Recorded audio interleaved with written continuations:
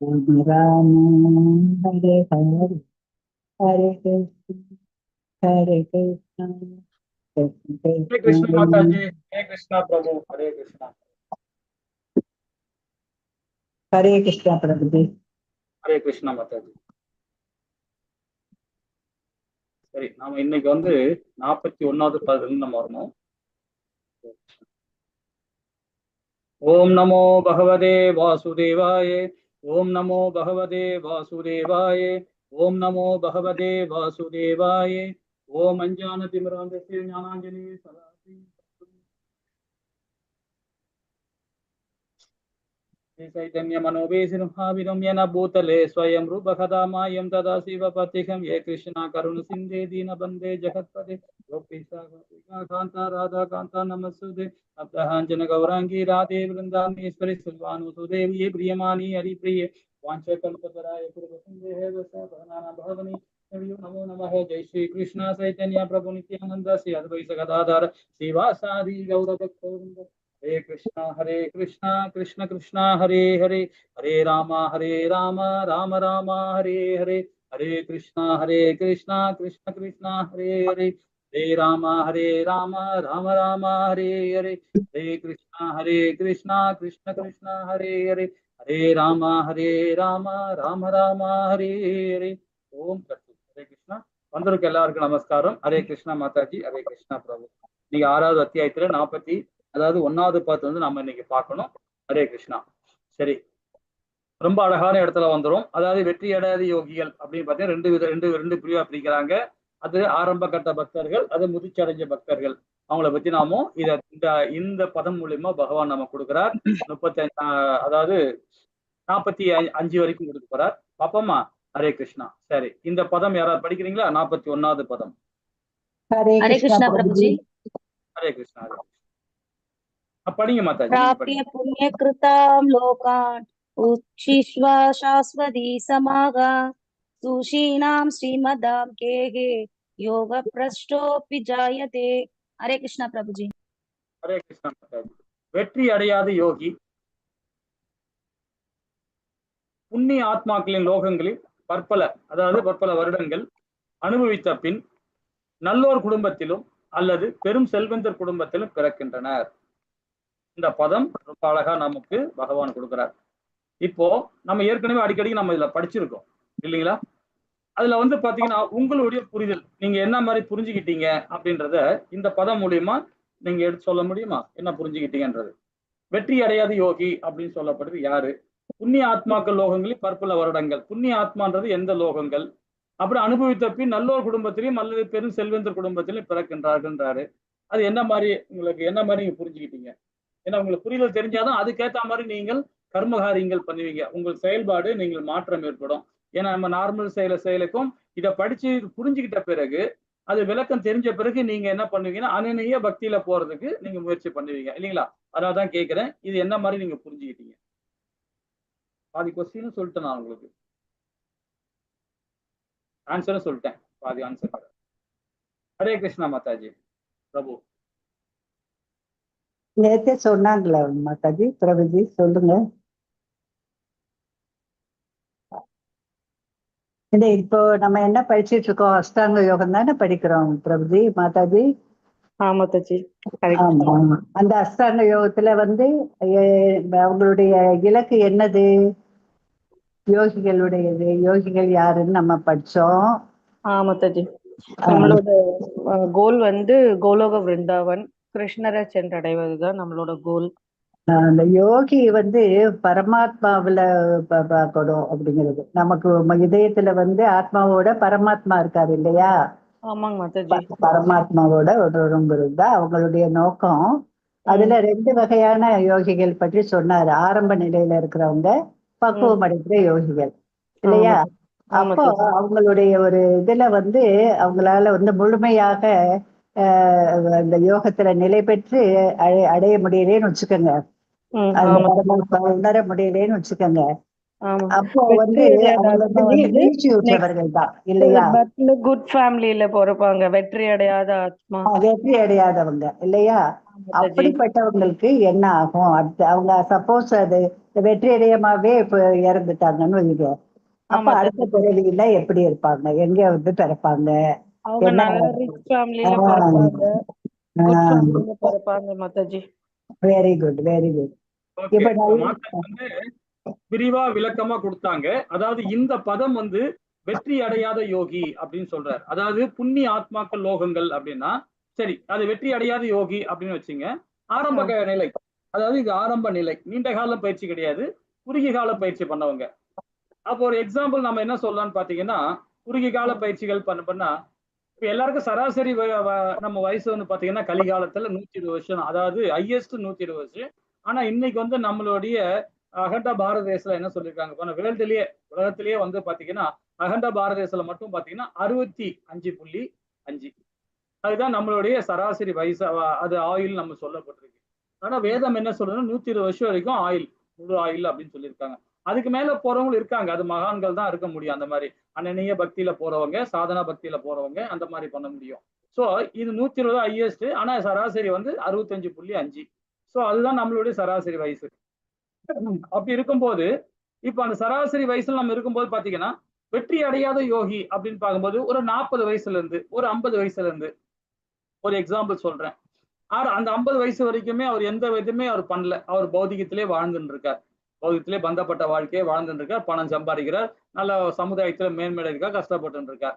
ஆனா அதுக்கப்புறமா 50 வயசுக்கு அப்புறமா அவருக்கு ஞான உதயம் வந்திருக்கு.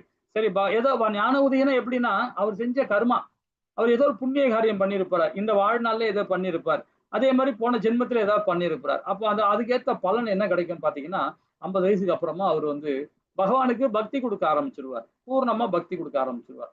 அப்ப பூர்ணமா பக்தி கொடுக்கும் போது ஒரு ஸ்டேஜ் எப்போ, அதாவது பாத்தீங்கன்னா ஏன்னா வந்து ஒரு லைஃப் வந்து 65.5 சொல்றது நம்ம வாயிலு, அதுல வந்து 50 வயசு தான் தொடங்கி இருக்கிறார். மீதி ஒரு 15 வருஷம் அவர் வந்து லைஃப் இருக்கு, நம்ம உத்தேசமா சொல்றோம். அந்த 15 வருஷத்துல அவர் வந்து எவ்வளவுக்கு எவ்வளவு முக்தி கொடுக்க இது புண்ணிய காரியங்கள் செய்ய முடியுமோ, எப்படி எவ்வளவுக்கு எவ்வளவு பக்தி கொடுக்க முடியுமோ, எவ்வளவுக்கு எவ்வளவு அனநிய பக்தி கொடுக்க முடியுமோ அதெல்லாம் கொடுக்கிறார். கொடுக்கும் போது கூட பாத்தீங்கன்னா கூட இறக்கும் தருவாயில அது குறிப்பிட்ட அந்த உயிர் ஆத்மா நம்ம உடலை விட்டு பிரிய டைம்ல கூட, ஏன்னா அவரு இப்ப பண்ணது வந்து பாத்தீங்கன்னா 1/3, அது 2% வந்து 2 பார்ட்ல வந்து பாத்தீங்கன்னா அவர் பௌதிகமா இருந்தார், ஒரு பார்ட்ல மட்டும்தான் அவரு ஆன்மீகத்துல இருக்கிறார். அதனால கொஞ்சமாவது அந்த பௌதிக தன்மை வரும், கடைசி காலகட்டத்துல வரும் வரும். ஆனா அதை வந்து அந்த ஆத்மாவை இழுத்து புடிச்சு வச்சு, அந்த ஆத்மா இல்ல அந்த மனதை இழுத்து புடிச்சு வச்சு அவரு கடைசி நேரத்துல பக்தி கொடுத்தாருன்னா அவர் உத்தம நிலை அடைகிறார்.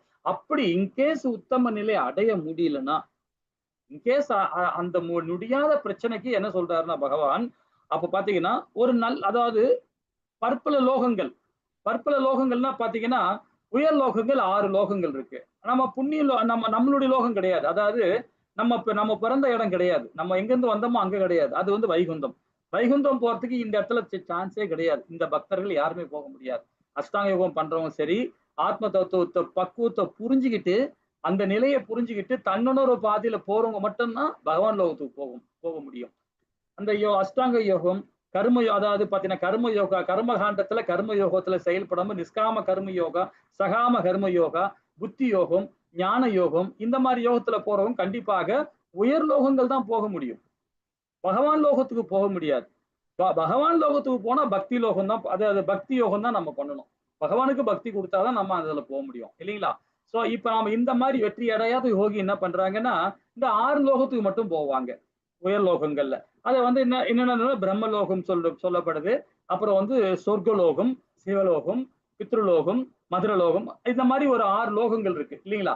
அந்த 6 லோகத்துக்கு மட்டும்தான் போவாங்க. போயிட்டு திரும்ப என்ன பண்ணுவாங்க, நாம என்னெல்லாம் புண்ணியம் பண்ணமோ அந்த புண்ணியம் எல்லாம் தீர்ந்த பிறகு அதுக்கப்புறம் திருப்பி நாம இங்கதான் வந்து பிறப்போம். எங்க பிறப்போம்? இந்த மிடில் லேண்டு. மிடில் லேண்டுன்னா இந்த பூலோகம் தான். மத்திமல லோகம்னா இதுதான். மத்திமலை ஏன் சொல்ல, நமக்கு மேல 6 லோகங்கள் இருக்கு, நமக்கு கீழே 7 லோகம் இருக்கு, நாம இருக்கிறதே நடுவுல. மொத்தம் 14 லோகங்கள் சேர்ந்ததான் ஒரு அண்டம். எல்லா அண்டத்துக்கும் சேர்ந்ததான் வந்து வைகுந்தம். வைகுந்தம் சொல்றது வந்து இந்த இந்த இந்த ஒரு இந்த கண்டத்துக்குள்ள இருக்காது. இந்த கார்போக உதய சாய் விஷ்ணுவோ, இந்த பரமாத்மாவோ, இந்த காரண கடல் இருக்கிறவரோ இதுக்கு வந்து பார்த்தா இந்த லோகத்துக்கு தான் அதிபதியா இருப்பாங்க. இல்லைங்களா?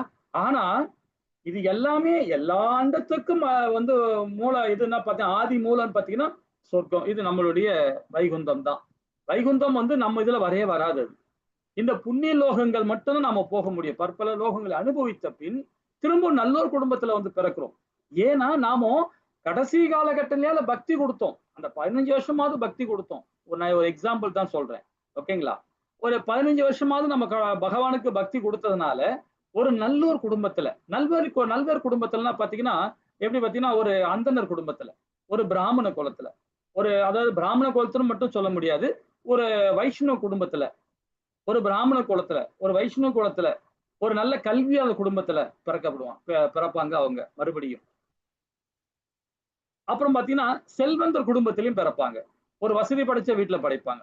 ஏன் அவங்க படிக்கிறாங்க, அவங்க அந்த அந்த திருப்பி அவங்க பிறக்கிறாங்கன்னு பாத்தீங்கன்னா, இப்போ ஒரு எக்ஸாம்பிள், ஒரு செல்வந்தர் வீட்டுல பிறக்கிறார் இந்த ஆத்மா, வெற்றி அடையாத யோகி. அது அந்த ஒரு 15 வருஷம் மட்டும் பக்தி கொடுத்தவர். கடைசி காலகட்டத்துல அந்த 15 வருஷத்துல அநேக பக்தியில பண்றதுனால அவருடைய சூட்சம உடல், மனம், புத்தி, பொய், அகங்காரம், அந்த உடல் நம்ம என்னெல்லாம் செஞ்சோமோ அதுல அப்படியே சேவ் ஆயிருக்கும், அப்படியே அதுல பதிவாயிருக்கும். அப்போ உடல் மாற்றம் அடைஞ்ச பிறகு ஒரு செல்வந்தர் வீட்டுல பிறக்கிறார் அந்த ஆத்மா பிறக்குது. போன பிறவியில என்னெல்லாம் அகங்காரம் இருந்ததோ, என்னெல்லாம் மனம் செயல்பட்டதோ, என்னெல்லாம் புத்தி செயல்பட்டதோ அது அப்படியே இங்க பிரதிபலிக்கும். இப்போ ஒரு நல்ல செல்வந்தர் குடும்பத்துல பிறக்கும் போது, ஒரு நல்ல கல்வியாளர் குடும்பத்துல பிறக்கும் போது, ஒரு நல்ல ஒரு அந்தன குலத்துல பிறக்கும் போது, ஒரு நல்ல கல்வியாளர் குடும்பத்துல பிறக்கும் போது கண்டிப்பாக போன ஜென்மத்துல நாம என்னெல்லாம் பண்ணமோ, புண்ணிய காரியங்கள் பண்ணமோ, என்ன பகவானுக்கு பக்தி கொடுத்தோமோ அங்க அந்த இந்த பிறவில அப்படியே அவரு ஃபாலோ பண்ண ஆரம்பிச்சு. எப்ப தெரியுமா, எந்த வயசு தெரியுமா? பிறந்த குழந்தையிலிருந்தே அந்த புத்தி வந்துடும், அந்த ஞானம் கிடைச்சிரும் நமக்கு, அந்த அகங்காரம் கிடைச்சிரும் நமக்கு. அப்ப பாத்தீங்கன்னா பிறந்த குழந்தையில இருந்து அப்படியே இறக்கும் தருவாயிலே கூட பாத்தீங்கன்னா அப்படியே ஞானத்தோடு அந்த குழந்தை போயிட்டே இருக்கும். சில குழந்தைங்க எல்லாம் பாத்தீங்கன்னா பிறக்கும் பொழுதே பாத்தீங்கன்னா ரொம்ப ஞானமா பிறக்கும், ஹரிநாமம் சொல்லும். ஒரு குறிப்பிட்ட வயசு வந்தோன்னா பாத்தீங்கன்னா அது பக்தி ஆட்டோமேட்டிக்கா, அப்பா அம்மா வேற மாதிரி இருப்பாங்க, வேற ஏதாவது ஒரு மார்க்கத்துல போயிட்டு இருப்பாங்க. ஆனா பிள்ளை பாத்தீங்கன்னா கரெக்டா ஹரிநாமத்தை சொல்லி பகவான் நாமத்தை சொல்லிக்கிட்டு அது பாட்டுன்னு பக்தி கொடுத்துட்டு புத்திக்கான வழி கண்டுபிடிக்கும். ஏன்னா போன பிறவில அந்த சூட்சம உடல் இருந்தது, அந்த சூட்சம உடல் குணங்கள் அப்படி இதுல வந்துடும். ஓகேங்களா? அப்ப நல்லோர் குடும்பத்திலையும் சரி, ஒரு செல்வந்தர் குடும்பத்திலையும் சரி, ஒரு கல்வியாளர் குடும்பத்திலையும் பிறக்க வைக்கப்படுறார் யாரு? வெற்றி அடையாத யோகி. இது இந்த பதம் சொல்லுது. 42வது பதம் என்ன சொல்லுது பாப்போமா? ஹரே கிருஷ்ணா மாதாஜி. हरे कृष्णा प्रभु जी। हरे कृष्णा। अथवा योगिनां एव कुले भवतीति मदाम् एतत् दुर्लभतरं लोके जन्म यत्सृशम्। हरे कृष्णा। ஹரே கிருஷ்ணா. இந்த இடத்துல என்ன சொல்றா பாருங்க, அது வந்து ஆரம்ப கட்ட, அதாவது ஆரம்ப நிலை பக்தர். இது நீண்ட கால பயிற்சி பண்ற வெற்றி அடையாத யோகி. இங்க என்ன சொல்றாரு பாருங்க, அல்லது நீண்ட கால யோக பயிற்சிக்கு பின் வெற்றி அடையாதவர் அப்படின்னு சொல்லப்படுது. அறிவில் சிறந்து விளங்கும் ஆன்மீக குலத்தில் பிறப்பது உறுதி, இத்தக பிறவி நிச்சயமாக இவ்வுலகில் அரிதாகும் சொல்லப்படுறார். ஏன்னா அந்த 15 வருஷம் அனநிய பக்தியில கொடுத்தவன், ஒரு சில பக்தர்கள் என்ன பண்ணுவாங்கன்னா ஒரு முழுமையா கொடுக்க முடியாது. ஏன்னா மனைவி மேலேயோ, கணவன் மேலேயோ, பிள்ளைகள் மேலேயோ, பேர பிள்ளைகள் மேலேயோ, சமுதாயத்து மேலேயோ, யாரு மேலேயோ ஒரு பற்று இருந்திருக்கும். ஏன்னா 2 பாட்டு வந்து பௌதிகத்துல தான் வாழ்ந்திருக்கிறார், ஒரு பாட்டு மட்டும்தான் பக்தியை கொடுத்திருக்கிறார். அதனால எங்கேயோ ஒரு இடத்துல ஒரு சர்க்கிள் இருக்கும். எப்படி ஜடபரதர் மாதிரி, ஜடபரதர் எப்படி பண்ணாரு இல்லைங்களா, அதை பத்தி இப்ப படிப்போம். சோ அது மாதிரி பண்ணும்போது கடைசி காலகட்டத்துல எதையாவது ஒரு நினைச்சிருவாங்க, ஆஹா நம்ம பிள்ளை எப்படி இருந்தா தெரியலையே, நம்ம பேர பிள்ளை எப்படி இருந்தா தெரியலையே, நம்ம மக எப்படி இருந்தா தெரியலையே, இந்த என் புருஷனை விட்டு போறேனே, என் கணவரை விட்டு போறேனே, ஏதாவது ஒரு சின்ன ஒரு சர்க்கிள் வரும். ஸோ அந்த மாதிரி சர்க்கிள் வந்துடுச்சுன்னா அந்த மாதிரி இறக்கும் தருவாயிலே கண்டிப்பாக அவங்க எங்க பிறக்கிறாங்க, ஆனா அந்த புண்ணிய லோகத்துக்கு போவாங்க. புண்ணிய லோகம்னா எங்க? அந்த உயர்லோகம் 6 லோகத்துக்கு போவாங்க. போயிட்டு சொர்க்க லோகத்துல எல்லாத்தையும் அனுபவிப்பாங்க. அந்த புண்ணிய காரியம் செஞ்சதெல்லாம் அனுபவிப்பாங்க. எவ்வளவுலாம் நீங்க புண்ணியம் செஞ்சீங்களோ அது வரைக்கும் அந்த சொர்க்கத்து லோகத்துல இருப்பீங்க. அது வந்து பாத்தீங்கன்னா ஒரு கல்பமா இருக்கலாம், இல்ல 2 கல்பமா கூட இருக்கலாம். அதாவது பிரம்மாவோட லைஃப்ல சொல்றேன். இல்லைன்னா வந்துன்னா ஒரு 50,000 வருஷம் கூட இருக்கலாம், ஒரு 10,000 வருஷம் கூட இருக்கலாம், ஒரு 1000 வருஷம் கூட இருக்கலாம். நீங்க எவ்வளவு புண்ணியம் செய்றீங்களோ அது வரைக்கும் அந்த உயர் லோகத்துல நீங்க இருக்கலாம். இருந்த பிறகு மறுபடியும் எங்க பிறவெடுப்பீங்கன்னா இதே லோகத்தில் தான் பிறப்பெடுப்பீங்க. ஆனா இது என்ன சொல்றாரு பாத்தீங்கன்னா, இது கோடியில ஒரு ஆள், லட்சத்துல ஒரு ஆள், 10 கோடியில ஒரு ஆள் தான். இது ரொம்ப அரிதான அரிது. ஏன்னா அவ்வளவு சீக்கிரமா யாருமே வந்து அவ்வளவு சீக்கிரமா பக்தி லோகத்தை முழுமையா போனவங்க, ரொம்ப நாள் பயிற்சி பண்ணவங்க கண்டிப்பா வந்து அவ்வளவு சீக்கிரமா ஸ்லிப் ஆக மாட்டாங்க. ஏதோ ஒரு சூழ்நிலையில அவங்க ஸ்லிப் ஆயிட்டாங்கன்னா, ஏதோ ஒரு காரியத்துல ஒரு கர்மா அவங்க செஞ்சுட்டாங்கன்னா கண்டிப்பாக அவங்க இந்த லோகத்துக்கு வருவாங்க. அதுக்கு ஒரு சின்ன விளக்கம் பார்ப்போம். எப்படி ஏன் இந்த மாதிரி வராங்க அப்படின்ற ஒரு ஒரு சின்ன ஒரு ஸ்டோரி மூலியமா பார்க்கலாம். என்ன மாதிரி ஸ்டோரின்னு பாத்தீங்கன்னா, ஒரு அதாவது ஒரு மார்க்கெண்ட்னு சொல்லிட்டு ஒரு ஒரு பெரிய ஒரு ஞானி இருக்கிறார். அவரு பிரஜாபதியிலே வந்து அவரு ஒரு பிரம்ம ரிஷி மாதிரி, ஒரு பிரஜாபதி மாதிரி தான் அவரும். சோ அந்த மாதிரி இருக்கும்போது ஒரு கட்டத்துல அந்த காட்டுல தவம் பண்ணிட்டு இருக்கார். நல்ல தவம் பண்ணிட்டு இருக்கார். தவம் பண்ணிட்டு இருக்கும்போது ஒரு 4 திருடர்கள், அந்த ஊர் அந்த அந்த ராஜ்யத்துல உள்ள திருடர்கள் வந்து என்ன பண்ணிட்டாங்க, ஏதோ ஜுவல்ஸ் எல்லாம் திருடிட்டு வந்துட்டாங்க அரண்மனையில இருந்து. அவங்களுக்கு பின்னாடியே காவலாளி விரட்டிட்டு வரான். 4 பேர் விரட்டிட்டு வராங்க வர. அப்ப கரெக்டா அந்த அந்த குடிலுக்குள்ள அந்த அந்தனர் அந்த அந்த அந்த பிரஜாபதி தவம் பண்ணிட்டு இருக்கார். அவரோட குடிலுக்குள்ள பூந்துடுறாங்க. புகுந்த பிறகு இதை காவலாளி பாத்துடுறாங்க. ஆனா விரட்டிட்டு வரும்போது அந்த அந்த ஜுவல்ஸ் எல்லாம் கொண்டு வந்து அந்த அந்த ஞானி வந்து பிரஜாபதி வந்து தவம் பண்ணிருக்கார். தியானம் பண்ற இடத்துல அந்த அந்த ஸ்டாண்டு கீழே அவர் உட்கார்ந்து இருக்க அந்த ஸ்டூல் கீழே வந்து ஒளிச்சு வச்சிடுறாங்க. ஒளிச்சு வச்சுட்டு இவங்க போய் மறைஞ்சிக்கிறாங்க. அதுல வந்து ஒரு திருடம் மாட்டிக்கிறான். மாட்டின உடனே அந்த 3 திருடனும் அவங்களை பிடிச்சிடுறாங்க. அந்த அந்த அந்த ஆசிரமத்திலேயே பிடிச்சிடுறாங்க. அது வரைக்கும் அந்த அந்த பிரஜாபதி தியானம் தான் பண்ணிட்டு இருக்கிறார். அப்ப உடனே கேட்கறாங்க, ஏண்டா நகையெல்லாம் கொண்டு வந்து எங்கடா வச்சிருக்கீங்க? அதோ உட்காந்துட்டு இருக்காரு, அவர் கீழே தான் இருக்கு அப்படின்ட்டாங்க. சரி உடனே சொன்னா அந்த அங்க போய் கீழே பார்த்த உடனே இவர் யாரா அப்படின்னா, இவர் தான் எங்களுடைய ஆசாமிட்டானுங்க. ஒரு திருடங்க தப்பியதுக்காக அது மாதிரி சொல்லிட்டாங்க. ஏதோ ஒரு சூழ்நிலை சொல்லிட்டாங்க. உடனே அவரையும் பிடிச்சி இழுத்து போயிட்டாங்க. அவர் தியானம் பண்ணிட்டு தியானத்தை கழிச்சு விட்டு அவரை பிடிச்சி இழுத்து போயிட்டாங்க. ஒரு பிரஜாபதி அவரு, அவரை பிடிச்சி இழுத்து போயிட்டாங்க. அவரு அப்பவே ஒண்ணு தியானத்தை கலந்த பிறகு அவர் சொல்லலாம், நான் யாருன்றது அவர் சொல்லியிருக்கலாம். ஆனா சொல்லல அவரு. இல்ல கர்ம யோகி வந்து நடக்கிறது நடக்கட்டும், ஏதோ நம்ம கர்மா பண்ணியிருக்கோம் அப்படின்றத அவர் உணர்றாரு. அதனால அந்த காவலாளிகள் கூட்டி இழுத்துன்னு போறாங்க. இழுத்துன்னு போய் நேரம் அரண்மனை நிக்க வைக்கிறாங்க. அந்த சபையில் நிக்க வைக்கும்போது கூட அந்த மன்னர் கேட்கும்போது கூட ஒன்னும் சொல்ல மாட்டேன்றாரு. அந்த ஞானி சைலண்டா தான் நிக்கிறாரு. அப்போ அந்த திருடர்களை பார்த்து கேட்கிறாரு, ஏய் நகையை தூக்கி போனீங்களா? ஆமா தூக்கி போனோம். எங்கடா எங்கடா எங்க வச்சீங்க? இந்த இடத்துல ஒழிச்சு வச்சோம் அப்படின்னு. அப்போ அந்த போலீஸ்க்கு அந்த காவலாளிக்கு சொல்றாங்க, இந்த குடியில தான் இருந்தது, இவர் தான் அதுக்கு அது இவரும் உடந்த அப்படின்னு சொல்லியிருக்காங்க. சரி இவங்க நான் 5 பேரும் தூக்கி போய் காலாகாலத்துல போடு, சிறைச்சாலையில போடு அப்படின்ட்டாங்க. நேரா போய் அவர் தூக்கி போய் ஜெயில போட்டாங்க. இதுக்கு இடையில அவருடைய சிஷ்யமார்கள்லாம் வராங்க. வந்து வந்து இதுல வந்து பாக்குறாங்க, குடியில வந்து பாக்குறாங்க. ஆசிரமத்தை பார்த்தா அவரு இல்ல. அப்புறம் அதுல வந்து ஒரு ஒரு 10 பேர் பெரிய ரிஷி, அவங்கள பிரம்ம ரிஷிகள். அவங்க வந்து ஞான ரிஷி மூலியமா பாக்குறாங்க அவர் எங்க இருக்காருன்னு பார்த்தா இந்த மாதிரி ஜெயிலுக்குள்ள இருக்கிறாரு இந்த அரண்மனையில அப்படின்னு.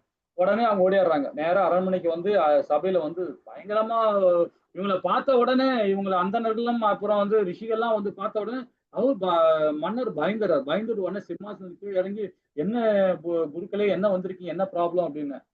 ஏயா நீ வந்தவரை என்னன்னு விசாரிக்க கூட மாட்டியா?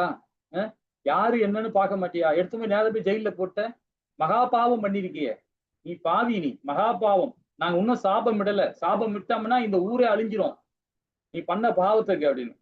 அவர் யார் தெரியுமா? ஒரு ஒரு பிரம்ம ரிஷி, ஒரு மகரிஷி அவர், மார்க்கண்டேயன் அவர். அப்படிப்பட்டவர் தூக்கி உள்ள சிறையில போட்டிருக்கே நீ அப்படின்னு சொல்லிட்டு சத்தம் போட்டாங்க. உடனே மன்னர் ஓடுறாரு, அடிச்சுன்னு பிடிச்சிட்டு ஓடுறாரு, ஜெயிலுக்குள்ள ஓடுறாரு. உடனே அவரை பார்த்து கேட்கிறாரு, ஐயா நான் இங்க யாருன்னு தெரியாம நான் மன்னிச்சிருங்க, நான் தவறு பண்ணிட்டேன், நீங்க யாருங்க அப்படின்னு சொல்லிட்டு என்னை முதல்ல நீங்க எனக்கு இது பண்ணுங்க அப்படின்னு சொல்லிட்டு வெளியே வராரு. வெளியே வந்துட்டு அவர் எதுவுமே சபிக்கல, அவர் எதுவுமே சபிக்கல. சபிக்காம என்ன பண்றாரு, அங்க இருந்து நேர காலங்கிட்ட போறார். எங்க போறாரு? யம தர்மராஜா கிட்ட போறார். காலங்கிட்ட போய் கேட்கிறார், அடே காலா, நான் என்னடா பாவம் பண்ணேன், எனக்கு ஏன் இந்த மாதிரி ஒரு நிலைமையை கொடுத்த அப்படின்னு கேட்கிறார். உடனே காலம் அவனை சிரிச்சுக்கிட்டே பார்த்துட்டு, யம தர்மத்தை சிரிச்சுட்டே பார்த்துக்கிட்டு சொல்றார், நீ ஒரு சின்ன பருவத்துல இருக்கும்போது, அதாவது அறியா பருவத்துல இருக்கும்போது, சின்ன குழந்தையா இருக்கும்போது ஒரு புழுவை எழுத்தாணியில வச்சு குத்தி குத்தி அதை சித்திரவதை பண்ணீங்க. சித்திரவதை பண்ணி அதை பண்ணதுனாலதான் அதோட பாவத்தினாலதான் நீங்க இந்த சிறைச்சாலையில இவ்வளவு நாள் இருந்தீங்க. இருந்து ஒரு நாள் கூட இல்ல, அரை நாள் கூட இல்ல, ஒரு 2 மணி நேரம் தான் சிறைச்சாலையில இருந்தார். ஒரு பெரிய ரிஷி அவர், ஒரு பிரம்ம ரிஷி அவர், ஒரு பிரஜாபதி. அப்படிப்பட்ட ஒரு ரிஷியே வந்து ஒரு சின்ன புழுல அரியா பருவத்துல, அது கூட பாருங்க, ஒரு குறிப்பிட்ட 5 வயசுக்குள்ளார செய்யற பாவங்கள் கூட கணக்கில் எடுத்து வச்சிருக்கிறார். யாரு? யம தர்மராஜா. அதுவும் அந்த அந்த புழு வந்து கொல்லல, அவரு கொஞ்சம் அது குத்தி விளையாடி இருக்காரு, சித்திரவதை பண்ணிருக்காரு, அவ்வளவுதான். ஆனா அது இறக்கல, ஆனா அது தப்பிச்சு போயிடுச்சு அது. அந்த மாதிரி செஞ்சதுக்கே அவருக்கு ஒரு பிரம்ம ரிஷியா இருந்தாலும் அவருக்கு அந்த தண்டனை கொடுத்திருக்கிறார் காலன். அதுக்கப்புறமா அவரு என்ன பண்றாரு? காலனை சபிச்சிடுறாரு. நான் 5 வயசு வரைக்கும், அதாவது குறிப்பிட்ட ஒரு வயசு வரைக்கும் நான் பகவானுடைய பக்தி மார்க்கத்துல, எல்லா குழந்தைகளுமே வந்து பகவானுடைய குழந்தைகள். அந்த பருவத்துல 7 வருஷத்துக்கு அப்புறமா தான் நாங்க வந்து பௌதிகத்திலே அந்த குழந்தைகள் செய்தாகும். அதுக்குள்ள எங்களை வந்து இந்த மாதிரி ஒரு தண்டனை கொடுத்துருக்கீங்க அப்படின்னு சொல்லிட்டு அவரை சபிச்சிட்டார். அவர் தான் வந்து மகாபாரதத்துல விதுரரா வந்து பிறக்கிறார். விதுரரா அப்ப பிறக்கிறார். அப்ப அந்த நேரத்துல பகவான் வந்து சொல்றார், இப்ப இவரை சபிச்சிட்டீங்களே, இப்போ யம தர்மராஜா கீழே வந்து மானிடரா பிறந்தாருன்னா இப்ப யாரு இந்த சபையை நடத்துவாங்க அப்படின்னு தான் அதுக்கு ஒரு ஒரு ஒரு இது பண்றாரு. யாரு? பகவானே பண்றாரு. சரி, அதை நானே பாத்துக்கிறேன், நீங்க போங்க அப்படின்னு சொல்லிட்டு அப்புறம் விதுரர் என்ன பண்றாரு? மகாபாரதத்துல வர்றார். அந்த இடத்துல இது நான் பின்னாடி சொல்றேன், அது யாருன்றது பின்னாடி சொல்றேன். அவங்க வந்து அவங்க அந்த அந்த சபையை வந்து அவங்க பாத்துக்கிறாங்க, அவங்க பாத்துக்கிறாங்க காலாதிபதி. இந்த இடத்துல வந்து திருப்பி விதுரரா பிறக்கிறார். விதுரரா பிறந்து அந்த இடத்துல வந்து அது கூட என்னன்னா ஒரு என்ன மாதிரி சாபம்னா, நீ பிறக்கும் போது ஒரு தாழ்குலத்தில் பிறத்தி எடுத்து, ஆனால் ஒரு சத்திரிய வம்சத்துல நீ பிறவி எடுப்ப அப்படின்னு சொல்லிட்டு ஒரு சாபம் கொடுக்கிறார். அந்த சாபத்தினால்தான் வந்து விதுரரா வந்து ஒரு, அதாவது ஒரு ஒரு எப்படின்னா வேலைக்காரங்களுக்கு மகனாக பிறக்கிறார் விதுரர். இதை பத்தி உங்களுக்கு மகாபாரதத்துல உங்களுக்கு தெரியும் இல்லைங்களா? சோ எதுக்கு சொல்ல வரேன்னு பாத்தீங்கன்னா, நம்ம என்னதான் பயிற்சி பண்ணாலும் சரி, ஒரு சின்ன தப்பு பண்ணியிருப்போம். அந்த தப்புனால கண்டிப்பா நம்ம சறக்கதான் செய்யும், எங்கேயாச்சுல ஸ்லிப் ஆகும். நம்ம நீண்ட கால பயிற்சி பண்ணாலும் சரி, ஏன்னா நம்ம ஒரு இப்ப 3 பார்ட்டா நம்ம பிரிச்சுக்கிறோம். நம்ம வாழ்வியல 3ஆ பிரிச்சிருக்கிறோம். மூணா பிரிச்சதுல 2 அவர் வந்து ஆரம்ப குழந்தையில இருந்தே பண்ணிட்டு வர்றார், பக்தி கொடுத்துட்டு வர்றார். ஆனா ஏதோ ஒரு இடத்துல ஒரு சின்ன தப்பு பண்ணியிருப்பார். அப்படிப்பட்ட யோகி தான் வந்து இந்த மாதிரி இடத்துல ஒரு மகான் குடும்பத்துல பிறப்பாங்க. ஒரு ஆன்மீக குலத்தில் பிறப்பது உறுதின்றார். அத்தக பிறவி நிச்சயமாக அரிதுன்றார், மிக மிக அரிதுன்றார் இல்லைங்களா? இதை புரிஞ்சுக்கிட்டா போதும், ரொம்ப அழகா நாம இதை தெரிஞ்சுக்கலாம். இப்ப இந்த இடத்துல ஒரு விளக்கம் பாருங்க. அதாவது வெற்றி அடையாத யோகி, குறுகிகால பயிற்சிக்கு பின் விடுச்சியற்ற யோகி பாருங்க, உயர்லோகங்களில் நீண்ட காலம் வாழ்ந்த பிறகு இல்லைங்களா? உயர்லோகத்தில் நீண்ட காலம் வாழ்வாங்க. அது ஒரு 5000 வருஷமோ 10,000 வருஷமோ 1000 வருஷமோ, ஏன் எவ்வளவு புண்ணியங்கள் அவங்க பண்ணிட்டு இருந்தாங்களோ அந்த புண்ணியத்துக்கு தகுந்த மாதிரி அந்த உயர்லோகங்களை ரொம்ப நீண்ட காலம் அவங்க வாழ்வாங்க. அதுக்கப்புறம் பாத்தீங்கன்னா திரும்ப இங்கதான் பிறந்தாகும். எங்க? இந்த மிடில் லேண்டுக்கு. அப்ப வந்தீங்கன்னா நல்ல ஒரு அந்தனர், அதாவது நல்ல அந்தனர், ஒரு வைஷ்ணியர் குடும்பத்துல பிறப்பாங்க. ஒரு பணக்கார, அதாவது வியாபாரிகள் குடும்பத்திலும் பிறக்கிறார்கள் இவங்க. அதே நீண்ட கால பயிற்சி வெற்றி அடையாத யோகி வந்து பாத்தீங்கன்னா அறிவில் சிறந்து விளங்கும் ஆன்மீக குலத்தில் பிறப்பது உறுதி இல்லைங்களா? ஹரே கிருஷ்ணா. இப்போ அதோட கண்டினியூட்டி எவ்வளவு அழகா கொடுக்கிறாரு பாருங்க பகவான். பாப்போமா? ஹரே கிருஷ்ணா மாதாஜி. 43வது பாடம்.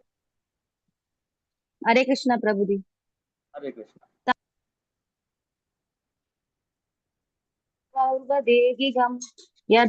यददेच तदो भूय संसितौ गुरुनंदन. हरे कृष्णा प्रभु. हरे कृष्णा. இப்போ குருமைந்தனே, அத்தகைய பிறவி அடைபவன் தனது முந்தைய பிறவியின் திவ்ய உணர்வில் மீண்டும் பெற்று பூர்ண வெற்றி அடைவதற்காக அந்த நிலையிலிருந்து மேலும் முன்னேற்றம் அடைய முயல்கிறான். இப்போ நான் அந்த 2 பதத்துக்குள்ள முழு விஷயமும் நான் சொல்லிட்டேன், நம்ம படிச்சிட்டோம். இப்ப இந்த ஸ்லோகம் 43வது ஸ்லோகம், இந்த பதம் நமக்கு என்ன புரிதல் கிடைக்குது? எல்லாரும் பதில் சொல்லணும். ஹரே கிருஷ்ணா. நல்லா படிங்க. குருமைந்தனே, அத்தகு பிறவி, அதாவது அந்த 2 ஸ்லோகத்தில் உள்ள பிறவி அடைபவன் தனது முந்தைய பிறவியின் திவ்ய உணர்வினை மீண்டும் பெற்று அப்படின்றார். அப்போ பூர்ண வெற்றி அடைவதற்காக அந்த நிலையிலிருந்து மேலும் முன்னேற்றம் அடைய முயல்கிறான் அப்படின்றார். உங்களுக்கு புரிஞ்சுதா? ஏதாவது பதில் சொல்லுங்க. ஹரே கிருஷ்ணா பிரபுஜி. ஹரே கிருஷ்ணா மாதா. பிரபுஜி, இப்போ ஒரு பிறவியில வந்து ஒரு அளவுக்கு அவங்க ஒரு முன்னேற்றம் அடைஞ்சு ஆன்மீகத்துல அந்த பிறவியை முடிக்கும் போது மறுபிறவி எடுக்கும்போது அந்த எதுல விட்டாங்களோ அதுல இருந்து தானே பிரபுஜி தொடரும். அதுதானே பிரபுஜி சொல்றாங்க. அதே போல் அவ்வளவுதான். சிம்பிளா சொல்லிட்டீங்க நீங்க இல்லைங்களா? அதுதான் நம்ம எதுக்கு அது அந்த பிறவி காரணம் என்ன, எந்த மூலியமா வரீங்க, அந்த சாராம்சம் சொல்லணும். ஆனா அழகா சிம்பிளா சொல்லிட்டீங்க, ரொம்ப அழகா சொல்லிட்டீங்க. இதான் உண்மை. ஆனா எப்படி வருது அந்த ஆத்மா? ஆத்மா ஆத்மாக்கு உணர்வே கிடையாது, அது எதுவுமே கிடையாது. அது கூட ஒண்ணு வரும், ஆத்மா கூட வேற உடல் கிடைச்சதுன்னா அது என்ன கூட என்ன வரும்னு சொல்லுங்க. ஹரே கிருஷ்ணா மாதாஜி. சூட்சும சரீரம். ஹரிபோல் அது மாதா. என்னது சூட்சும சரீரங்கிறது? என்ன? மனம், புத்தி, அகங்காரம். மனம், புத்தி, பொய், அகங்காரம். அதுதான் இங்க சொல்றாரு பகவான். அப்போ இந்த உடல் இருந்து பாத்தீங்கன்னா சூதல உடல், இந்த 5 பஞ்சபூதங்களான உடல் அழிஞ்சிரும். சூட்சம் உடல் அழியாது, அது கண்ணுக்கு தெரியாத உடல். அந்த உடலோட அதுதான் அந்த உணர்வு. உணர்வுன்னு சொல்றது எது? மனம், அகங்காரம். தனது முந்தைய பிறவியின் திவ்ய உணர்வினை, அப்போ கடைசி பிறவில போன பிறவில நாம என்னெல்லாம் பக்தி கொடுத்தோம் காலகட்டத்துல, கடைசி காலகட்டத்துல அந்த திவ்யமான உணர்வில் மீண்டும் பெற்று, எப்போ இந்த லோகத்துல இப்ப இந்த பிறவில அந்த பூர்ண வெற்றியை அடைவதற்காக, எந்த பூர்ண முத்தி அடைவதற்காக அந்த நிலையில இருந்து, எந்த நிலையில இருந்து போன பிறவில நாம் என்ன புண்ணிய காரியம் பண்ணோமோ கடைசி காலகட்டத்துல, அதாவது வெற்றி அடையாத யோகி நிலையில இருந்து அந்த நிலையிலிருந்து மேலும் முன்னேற்றம் அடைய முயல்கிறான்றார். அதுல இருந்து இன்னும் முன்னேற்றம் அடைவான். இப்ப போன பிறவில பக்தி கொடுத்தோம்பா, ஆஹா அந்த பிறவில இப்ப இந்த பிறவில வந்த உடனே அதுல இருந்து ஒரு 10%, 20%, 30% நாம எக்ஸ்ட்ரா கொடுப்போம். கண்டிப்பா எக்ஸ்ட்ரா கொடுப்போம். அப்ப கொடுக்கும் போது அந்த வாழ்நாள்ல இந்த பிறவில கண்டிப்பாக அவளுக்கு முத்தி கிடைக்கும், கண்டிப்பா முத்தி கிடைக்கும். அது எப்படி இருந்துங்களா? ஏன்னா போன பிறவில நாம ஒரு நல்ல புண்ணிய காரியம் பண்ணியிருக்கோம். அப்ப வந்த குழந்தை என்ன தெரியுங்களா, 10 வயசு 20 வயசு ஆன உடனே என்ன பண்ண, அந்த வீட்டுல உள்ள பெரியவங்க அந்த குழந்தைக்கு ஏற்கனவே அந்த இது தெரியாது, அந்த பேரண்ட்டுக்கு தெரியாது, அந்த குடும்பத்துல யாருக்குமே தெரியாது அந்த குணங்கள் பத்தி. ஆனா அவங்களுக்கு பகவான் அவங்க மூலியமாக அந்த பேர குழந்தையோ, அவங்களுடைய அதாவது தாத்தாவோ இல்ல அப்பாவோ அம்மாவோ மாமாவோ மச்சானோ யாரோ கொண்டு போய் வேத பாடசாலையில் அந்த குழந்தை சேர்க்க வைப்பாங்க. பகவான் அவங்க மூலியமா டிகர் பண்ணுவாரு. யாரோ ஒரு பெரியவங்க மூலியம் பண்ணி வச்சு அவங்களுக்கு, இதை நான் கற்பனையில சொல்லலைங்க, இதெல்லாம் புராணங்கள்ல சொல்லப்பட்டிருக்கு, கருட புராணங்களையும் சொல்லப்பட்டிருக்காங்க. அப்போ அந்த குழந்தை அங்க போன உடனே அந்த ஞானம் கிடைக்கும். எந்த ஞானம்? வேத ஞானம் கிடைக்கும். அந்த வேத ஞானம் கிடைச்ச உடனே அந்த என்ன பண்ணும், அந்த குழந்தை ஆத்ம தத்துவத்தை புரிஞ்சுக்கும், பௌதிகத்தை புரிஞ்சுக்கும். அதுக்கேத்த மாதிரி வாழ்க்கையை இன்னும் மேன்மை அடையத்துக்கு முயற்சி பண்ணி முத்திக்கான வழியை கண்டுபிடிக்கும் அந்த குழந்தை, இல்லைங்களா? அதுதான் அழகா பகவான் சொல்றாரு. முந்தைய பிறவின் திவ்ய உணர்வில் மீண்டும் பெற்று பூர்ண வெற்றியை அடைவதற்காக அந்த நிலையிலிருந்து மேலும் முன்னேற்றம் அடைய முயல்கிறான். இந்த பதம் சொல்றாரு. 44வது பதம் பாருங்க, இன்னும் அருமையா இருக்கும். ஹரே கிருஷ்ணா. ஹரே கிருஷ்ணா பிரபுஜி. ஹரே கிருஷ்ணா. பூர்வாப்யாசேன தேனைவ ஹக்ரியதே அக்யவசோபி சக ஜிஜ்ஞாசு அதியோகஸ்ய சப்த பிரக்மாதி வர்த்ததே. ஹரே கிருஷ்ணா. தனது பூர்வ ஜென்ம திவ்ய உணர்வில் காரணத்தால், திரும்ப சொல்றாரு பாருங்க, தனது பூர்ண ஜென்ம திவ்ய உணர்வில் காரணத்தால் லோகத்தின் கொள்கைகளை அவன் அவற்றால் இயற்கையாக கவரப்படுகிறான்றார். நாடாமலே, இல்லைங்களா? அதுல நாடாமவே கவரப்படுகிறான். அத்தகைய ஆர்வமுடைய ஆன்மீகி எப்பொழுதுமே சாஸ்திரங்களை சடங்குகளை உயர்ந்து நிற்கிறான் அப்படின்றார். அப்போ போட பிறவில குழந்தை பிறந்து அந்த ஆத்மா நிறைய சாஸ்திர சம்பிரதாயத்துல ஃபாலோ பண்ணதால, இது வெற்றி அடையாத யோகினால இந்த பிறவில ஒரு நல்ல ஒரு குடும்பத்துல, ஒரு செல்வந்தர் குடும்பத்துல, ஒரு கல்வியாளர் குடும்பத்துல, ஒரு மகான் குடும்பத்துல பிறக்கிற இந்த 4 இடத்துலயும் பிறக்கிற குழந்தைகள் கண்டிப்பாக இயற்கையாவே அது சாஸ்திரம் படிக்கும், இயற்கையாவே ஒரு ஆன்மீக தொண்டை சொல்லும். ஏன்னா போன ஜென்மத்துல பண்ண புண்ணிய காரியங்கள்.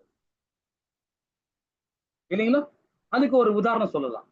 என்ன மாதிரி உதாரணம் பாருங்க. ஜடபரத கதையை சொல்லலாம். விட்ட இடத்தில் தொடர்கிறார் அப்படின்னு. இது 3வது அத்தியாயத்துல நம்ம படிச்சிருக்கோம் ஜடபரதர், இல்லைங்களா?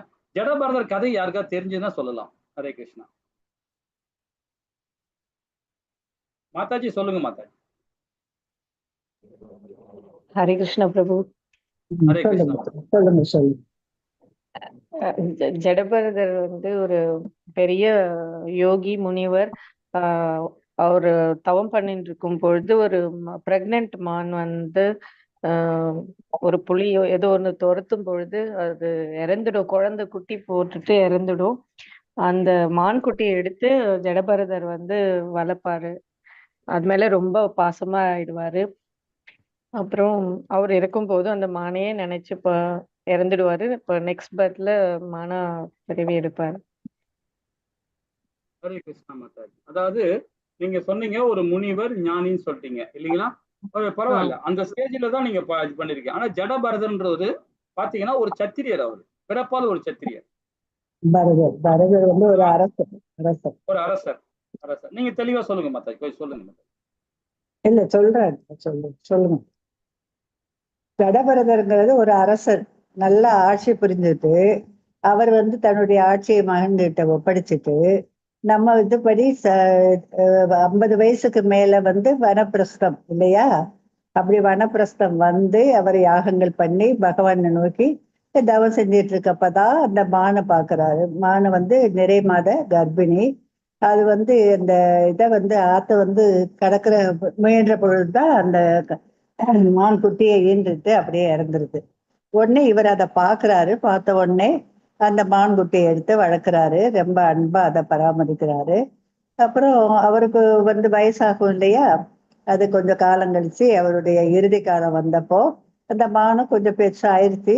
ஆனாலும் அவருக்கு ஒரு கவலை, ஐயோ இந்த மானை நம்ம விட்டுட்டு போறோம், இந்த காட்டுல சிங்க புலி எல்லாம் இருக்கு, மானுக்கு என்ன வருமோ, கஷ்டப்படுமே அப்படின்ட்டு மானையே நினைச்சிட்டே அவரு உயிரை விடுறாரு இல்லையா? அப்போ உயிரை விடுறப்போ நம்ம ஏற்கனவே படிச்சிருக்கோம், நம்முடைய இறுதி காலத்துல நம்ம என்ன நினைவுல வந்து இறக்குறோமோ அதே அந்த நினைவு தான் அதைத்தானே இந்த சூட்சும சடலம் மனம் புத்தி போய் அகங்காரம் அதை எடுத்துட்டு போய் அதுக்கு ஏற்ற ஒரு உடலை தேடிதானே அந்த ஆத்மா வந்து நுழையுது இல்லையா? அது மாதிரி இவருக்கு வந்து மானையே நினைச்சதுனால அதுக்குதான் நம்ம சாண்டிங் பண்றோம். பகவானையே நினைச்சுக்கிட்டே இருந்தோம்னா பகவான் உணர்வுல வந்து உயிர் விட்டுறப்போ நமக்கு வந்து நல்ல ஒரு பகவான் கிட்ட போகக்கூடிய ஒரு வாய்ப்பு கிடைக்கும். அஜாமிலன் நம்ம கதையும் பிரபுஜி சொல்லியிருக்காரு. அஜாமிலன் வந்து மகனைத்தான் நாராயணான்னு கூப்பிட்டாரு. ஆனாலும் வந்து நாராயணாங்கிற நாமத்துக்கு எவ்வளவு மகிமை இருக்கு. விஷ்ணு தூதர்கள் வந்து அவரை விஷ்ணு லோகத்துக்கு அழிச்சிட்டு போக வந்தாங்க. யமதூதர்களோடு சண்டை போட்டு அவர் நாராயணருடைய நாமத்தை சொன்னதுனால உங்களுக்கு இங்க வேலை இல்லை அப்படின்னு சொல்லி அவருக்கு ஒரு செகண்ட் சான்ஸ் கொடுத்து அவரை வந்து ஒரு பக்தி மார்க்கத்துல ஈடுபடுத்தி அவரு வைகுண்டம் போனாரு. அப்படிங்கிறதெல்லாம் ஏற்கனவே பிரபுஜி சொல்லியிருக்காங்க. ஆக இது மாதிரி இவர் மான நினைச்சு பிறந்ததுனால மானாக பிறந்தாரு அடுத்த பிறவியில. ஆனாலும் அதுக்கு முன்னாடி வந்து அவர் செஞ்ச ஒரு நல்ல ஒரு தவத்தின் காரணமாக அவர் நல்ல ஒரு ஆன்மீகத்துல முன்னேறிய ஒரு அரசர் இல்லையா பரதர்.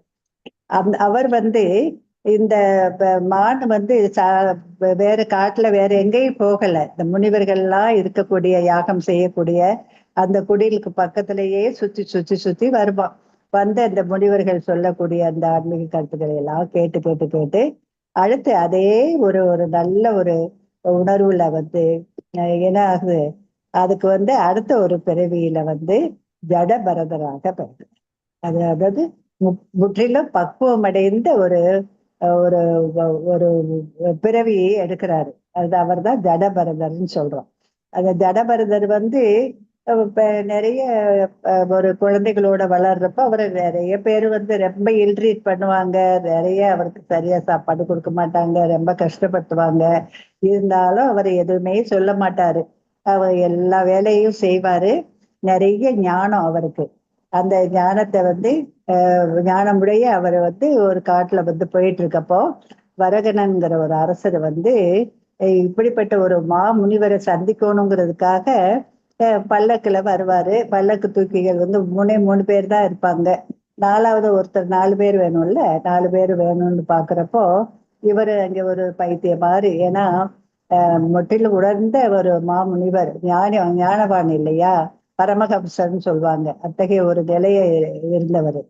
ஆகையினால அவரை பார்த்த உடனே சரி, யாரோ ஒரு பைத்தியம் போல, ஒரு உண்மத்தம் இல்லாம ஒரு மாதிரி இருக்காரு அப்படின்னு நினைச்சு, எப்பா இது இந்த கூட பிடி அப்படின்ட்டு பல்லக்க தூக்க சொல்லுவாங்க.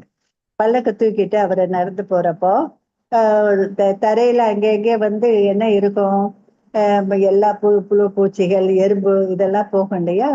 இவர் நல்ல ஒரு பரமஹம்சர், ரொம்ப ஒரு தெய்வீக நிலையில இருக்கக்கூடியவர், பிரம்மத்தை உணர்ந்தவர். அவர் வந்து இந்த இதை வந்து, ஏன்னா எல்லா ஜீவன்கள்லயும் பரமாத்மா இருக்காரு அப்படிங்கிறது அவருக்கு தெரியும். அதனால அதை மிதிக்காம போகணுங்கிறதுக்காக அப்படி காலை தள்ளி தள்ளி தள்ளி தள்ளி வச்சு நடந்து போவாரு. அப்படி நடந்து போறப்போ இந்த அரசருக்கு வந்து கோபம் வந்துடும். ஏன்னா பல்லக்கு வந்து அங்கிட்டு இங்கிட்டு அசைகிறப்போ அவருக்கு கோபம் வந்துடும். உடனே என்ன இந்த முட்டா பையன் இப்படி செய்யறா அப்படின்ட்டு இறங்கி வந்து அவர் ரொம்ப வசப்படுவாரு. அப்படி அவரை வந்து திட்டி செய்யறப்போ கடைசியில அவர் வந்து அரசருக்கு வந்து எதனால அப்படி போனேன் அப்படிங்கிறத விளக்குறதோட அவருக்கு ஒரு நல்ல ஒரு ஞானத்தையும் கொடுப்பாரு. நல்ல ஒரு கருத்துக்கள், ஆன்மீக கருத்தையும் சொல்லுவாரு. அது சொன்ன பிறகுதான் அவருக்கு தெரியும், ஆகா இவரை தானே நம்ம தேடி வந்தோம் அப்படின்ட்டு அவரை வணங்கி அவர்கிட்ட இருந்து ஆன்மீக கருத்துக்களை எல்லாம் கேட்டுக்கிறோம். ஹரே கிருஷ்ணா பிரபுஜி. ஹரே கிருஷ்ணா பிரபுஜி. ஹரே கிருஷ்ணா. ஹரே கிருஷ்ணா பிரபுஜி. ஹரே கிருஷ்ணா மாதாஜி. ஹரே கிருஷ்ணா. இப்ப மாதாஜி சொன்னாங்க பாத்தீங்களா, இதுதான் ஜடபரதரோட கதை வந்து பாத்தீங்கன்னா இதுதான். ஆனா ஒரு பிறப்பாத ஒரு சத்திரியர், நல்ல ஒரு சத்திரியர், மக்களுக்கு நல்ல தொண்டு பண்ணியிருக்கிறார், சமுதாயத்துல மேன்மையடையதுக்காக எல்லா விதமான செயலையும் அவர் பண்ணியிருக்கிறார், உத்தம செயல் பண்ணுகிறார். செயல் மாற்றம் பண்ணாலுமே பகவானுக்கு பூர்ண பக்தி கொடுத்திருக்கிறார் அவருடைய ஒரு ஃபர்ஸ்ட் பார்ட்ல. 2வது பார்ட்ல வந்து என்ன பண்றார், மன்னர் வந்து ஒப்படைக்கிறார், நாட்டை ஒப்படைச்சிட்டு இங்க வந்த உடனே இங்க வந்து இருக்கிறார். அந்த மாதாஜி சொல்ற மாதிரி இந்த மானை பார்த்தனால மானு மேலேயே ஐக்கியமாயிட்டார். இறக்கும் தருவாய் வந்துடுச்சு அவருக்கு. அப்ப இறக்கும் தருவாயில மானை நினைச்சதுனால மானா போயிட்டார். ஏன் மானா போனாரு, கடைசி காலகட்டத்துல அந்த நினைச்சதுனால மானா போயிட்டார் இல்லைங்களா. இது வந்து பாத்தீங்கன்னா இதே பகவத்கீதையில பகவானே சொல்றார். 8வது அத்தியாயத்தில் இதை பத்தி விரிவா படிப்போம். ரொம்ப அற்புதமான அத்தியாயம் 8வது அத்தியாயம். அதை பத்தி தான் விளக்கமா சொல்றார். இறக்கும் தருவால் நம்ம எப்படி பக்தி கொடுக்கணும்னு பகவானுக்கிட்ட அர்ஜுன் 8 விதமான கேள்வி கேட்கிறான். 7 விதமான கேள்விக்கு அழகா பதில் கொடுத்துட்டார். ஆனா 8வது கேள்விக்கு மட்டும் பாத்தீங்கன்னா அந்த பதம் ஃபுல்லா 43 பதத்துக்கும் விளக்கம் கொடுத்துக்கிட்டே இருக்கிறார். அவர் வார்த்தை விளக்கம் கொடுத்துக்கிட்டே இருக்கிறார். விளக்கம்னா எப்படிப்பட்ட விளக்கம் தெரியுமா, விரிவுரை கொடுக்கிறார். அந்த இறக்கும் தருவாய் எப்படி பகவானுக்கு பக்தி கொடுக்கணும்ன்றத ரொம்ப அழகா அற்புதமா கொடுக்கிறார்.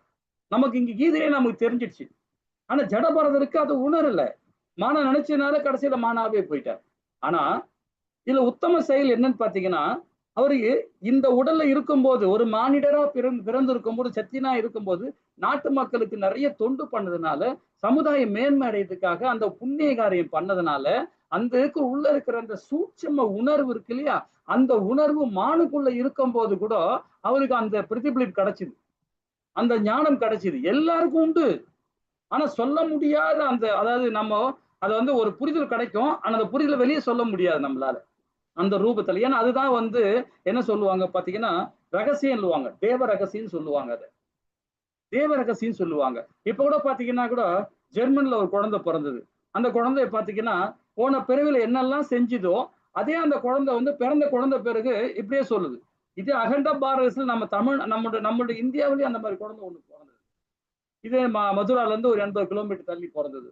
சோ இது மாதிரி ஜென்மன்ல பிறந்தது. எல்லா கண்ட்ரிலையும் இது மாதிரி பிறக்கிறாங்க. போன ஜென்மத்துல என்ன பண்ணது, ஆனா அந்த குழந்தை சொல்ல முடியாம சொல்லுது, இதெல்லாம் நடந்தது, இதெல்லாம் எங்க அப்பா யாரு நீங்க இல்ல, எங்க அம்மா யாரு நீங்க இல்ல, எனக்கு எனக்கு ஃப்ரெண்ட்ஸ் இருக்கிறாங்க, நான் இங்க படிச்சேன் அங்க படிச்சேன்னு ஏதாவது ஒண்ணு சொல்லும் அந்த குழந்தைங்களுக்கு. தெரியாம சொல்றது அது.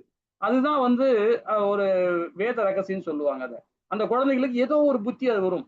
அது போல ஜடபரதருக்கு அந்த புத்தி கிடைச்சிது, அந்த ஞானம் கிடைச்சிது அவருக்கு. அந்த ஞானம் கிடைச்சுன்னா அந்த மானுக்குள்ள உடல் இருக்கும் போது அந்த ஞானம் கிடைச்சதுனால அவர் என்ன பண்ணாரு, அந்த மானு உடலோட இருக்கும் போதும் சூட்சம உடலோட மனம் புத்தி பொய் அகங்காரம் இந்த 3மே இருந்ததுனால அவர் என்ன பண்ணார், தியானம் பண்ண ஆரம்பிச்சிட்டார். அந்த உடலோட இருந்த மானோட உடலோட இருந்து தியானம் பண்ணி அந்த உடலை விட்டு மறு உடல் என்ன கிடைச்சது, ஒரு நல்ல உடல் கிடைச்சது.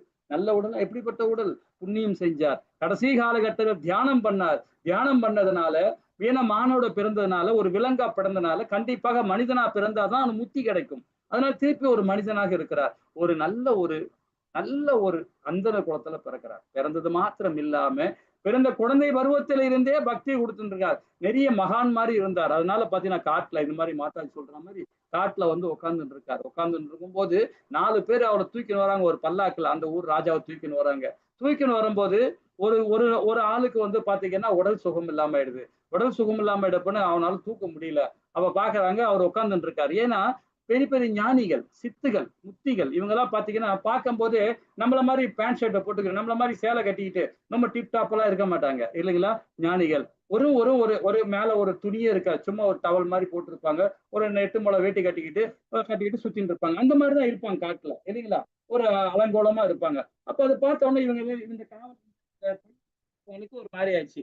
சரி ஏதோ ஒருத்தன் இருக்கிறான், அவனை வச்சு யூஸ் பண்ணிக்கலாம் நல்லா. ஆனா உடல் பாத்தீங்கன்னா அவ்வளவு பலசாலியா இருக்கிறான், அவ்வளவு திடகாத்திரமா இருக்கிறான். அவனை கூப்பிடுங்கன்னு சொன்ன உடனே என்ன பண்ணா 3 பேர் கூப்பிட்டு வராங்க. ஐயா நல்லா வாட்டம் சாட்டமா இருக்கிற, நல்ல உடல் நல்லா பலசாலியா இருக்க, என்னங்க பல்லாக்கு தூக்கின்னு வந்தோம், இந்த நாட்டு சக்கரவர்த்தி அவரு, அதனால அவருக்கு உடல் சரியில்லாம போயிடுச்சு, உடல் சுகம் இல்லாம ஆயிட்டார், நீங்க அவருக்காக கொஞ்சம் ஹெல்ப் பண்ணலாமா அப்படின்னு சொன்ன உடனே அவருக்கு என்ன பண்ணாரு, ஐயா ஆனா அது ஆத்ம தத்துவத்தை உணர்ந்தவர் இல்லையா, எல்லா ஞானத்தையும் உணர்ந்தவர், தன்னுணர்வு அடைஞ்ச ஆத்மா அவர், அநேக பக்தியில இருக்கார். அவர் சொன்னாரு, ஐயா இந்த உடலை என்ன நினைக்காதீங்க, உடல் அழியக்கூடிய உடல், நான் உடல் அல்ல அப்படின்றார். இது என்னுடைய உடலே அல்ல. அவனுங்களுக்கு அந்த ஆத்ம தத்துவம் அவனுக்கு புரியாது இல்லையா, புரியாது அவங்களுக்கு. அதெல்லாம் அவன் சொல்றாங்க, யோ உடல் இல்லைன்னா எப்படியா நீ வாழ்வ, நீ உடல் உன்னுடைய உடல் இல்லைன்ற பைத்தியக்காரனா நீ அப்படின்னு கேட்கிறாங்க. ஐயா திரும்பவும் சொல்றேன், இது என்னுடைய உடல் அல்ல, புரியுதுங்களா? நான் ஆத்ம ரூபத்துல உங்களுக்கு ஹெல்ப் பண்றதுக்கு நான் ரெடியா இருக்கிறேன். உடல் அழியக்கூடிய உடல், இந்த உடலை வச்சு நான் என்ன பண்ண முடியும் சொல்லுங்க, நான் என்ன பண்ணணுமோ நான் ஹெல்ப் பண்றேன் அப்படின்றாரு. சரிப்பா நீ என்னென்னமோ பேசுற எங்களுக்கு புரியல, நீ பல்லாக்கு தூக்கு அப்படின்னு சொல்லிட்டு தூக்குறான். சரி தூக்கின்னு போறாங்க. இது மாதாஜி சொல்ற மாதிரி ஒரு பூச்சி, ஒரு கப்பாம்பூச்சிங்க, ஒரு எறும்புங்க சாரையா போகுது. போன உடனே பார்த்தோன்னா அவன் காலு அந்த தாண்டி போகும்போது பல்லாக்கு சரியுது. ஒரு பக்கம் சரிஞ்சு உடனே மன்னர் முட்டாளுகளா ஏன்னா இப்படி பண்றீங்க அப்படின்னா, இவன் ஜடபரதம் தான் பார்த்துட்டு ஏன்னா அவ்வளவு உடம்ப எப்படி வளர்த்து வச்சுக்கிற, இப்படியாடா தூக்கி போவேன் அப்படின்னு மன்னர் கேட்டார். உடனே என்ன பண்ணிட்டாரு, சர்க்குனுக்கு வந்து திருப்பி அதே வார்த்தையை விடுறாரு. அப்புறம் ஆத்ம தத்துவத்தை ரொம்ப அழகா விளக்கமா கொடுக்குறாரு. அப்பதான் அவருக்கு தெரிஞ்சது ஒரு ஞானி இவரு அப்படின்னு. அவர்கிட்ட சரணாகதி அடைஞ்சு ஆத்ம நிவேதனம் அடைஞ்சு அது ஞானத்தை பெற்று அங்க வந்து ஐக்கியம் ஆகுறாரு. கடைசியில் அவர் என்ன ஆனார், அழகா முக்தி கிடைச்சி பகவான் லோகத்துக்கே போனார். ஏன் சொல்ல வரேன்னு பாத்தீங்கன்னா, நாம இந்த பிறவில என்னெல்லாம் செய்கிறோமோ அது கண்டிப்பாக பலன் உண்டு, கண்டிப்பாக பலன் உண்டு. 7 ஜென்மம் எடுத்தாலும் சரி, 6 ஜென்மம் எடுத்தாலும் சரி, அடுத்த ஜென்மத்திற்காலும் கண்டிப்பாக பலன் உண்டு. நம்ம நன்மை காரியம் செய்ய செய்ய செய்ய செய்ய செய்ய செய்ய நம்ம கண்டிப்பாக பலன் உண்டு. ஆனா அந்த பலனுக்காக நீங்க பக்தி கொடுக்காதீங்க. இது என்னுடைய தர்மம், நான் பகவானுக்கு பக்தி கொடுக்கணும், அந்த பக்தி நீங்க கொடுத்தீங்கன்னா அது மோக பக்தி, பலனை எதிர்பார்த்து கொடுக்குற பக்தி. ஆனா இந்த பகவத்கீதையை படிச்சு உணர்ந்த பிறகு நம்ம அந்த பக்தியில போகவே கூடாது.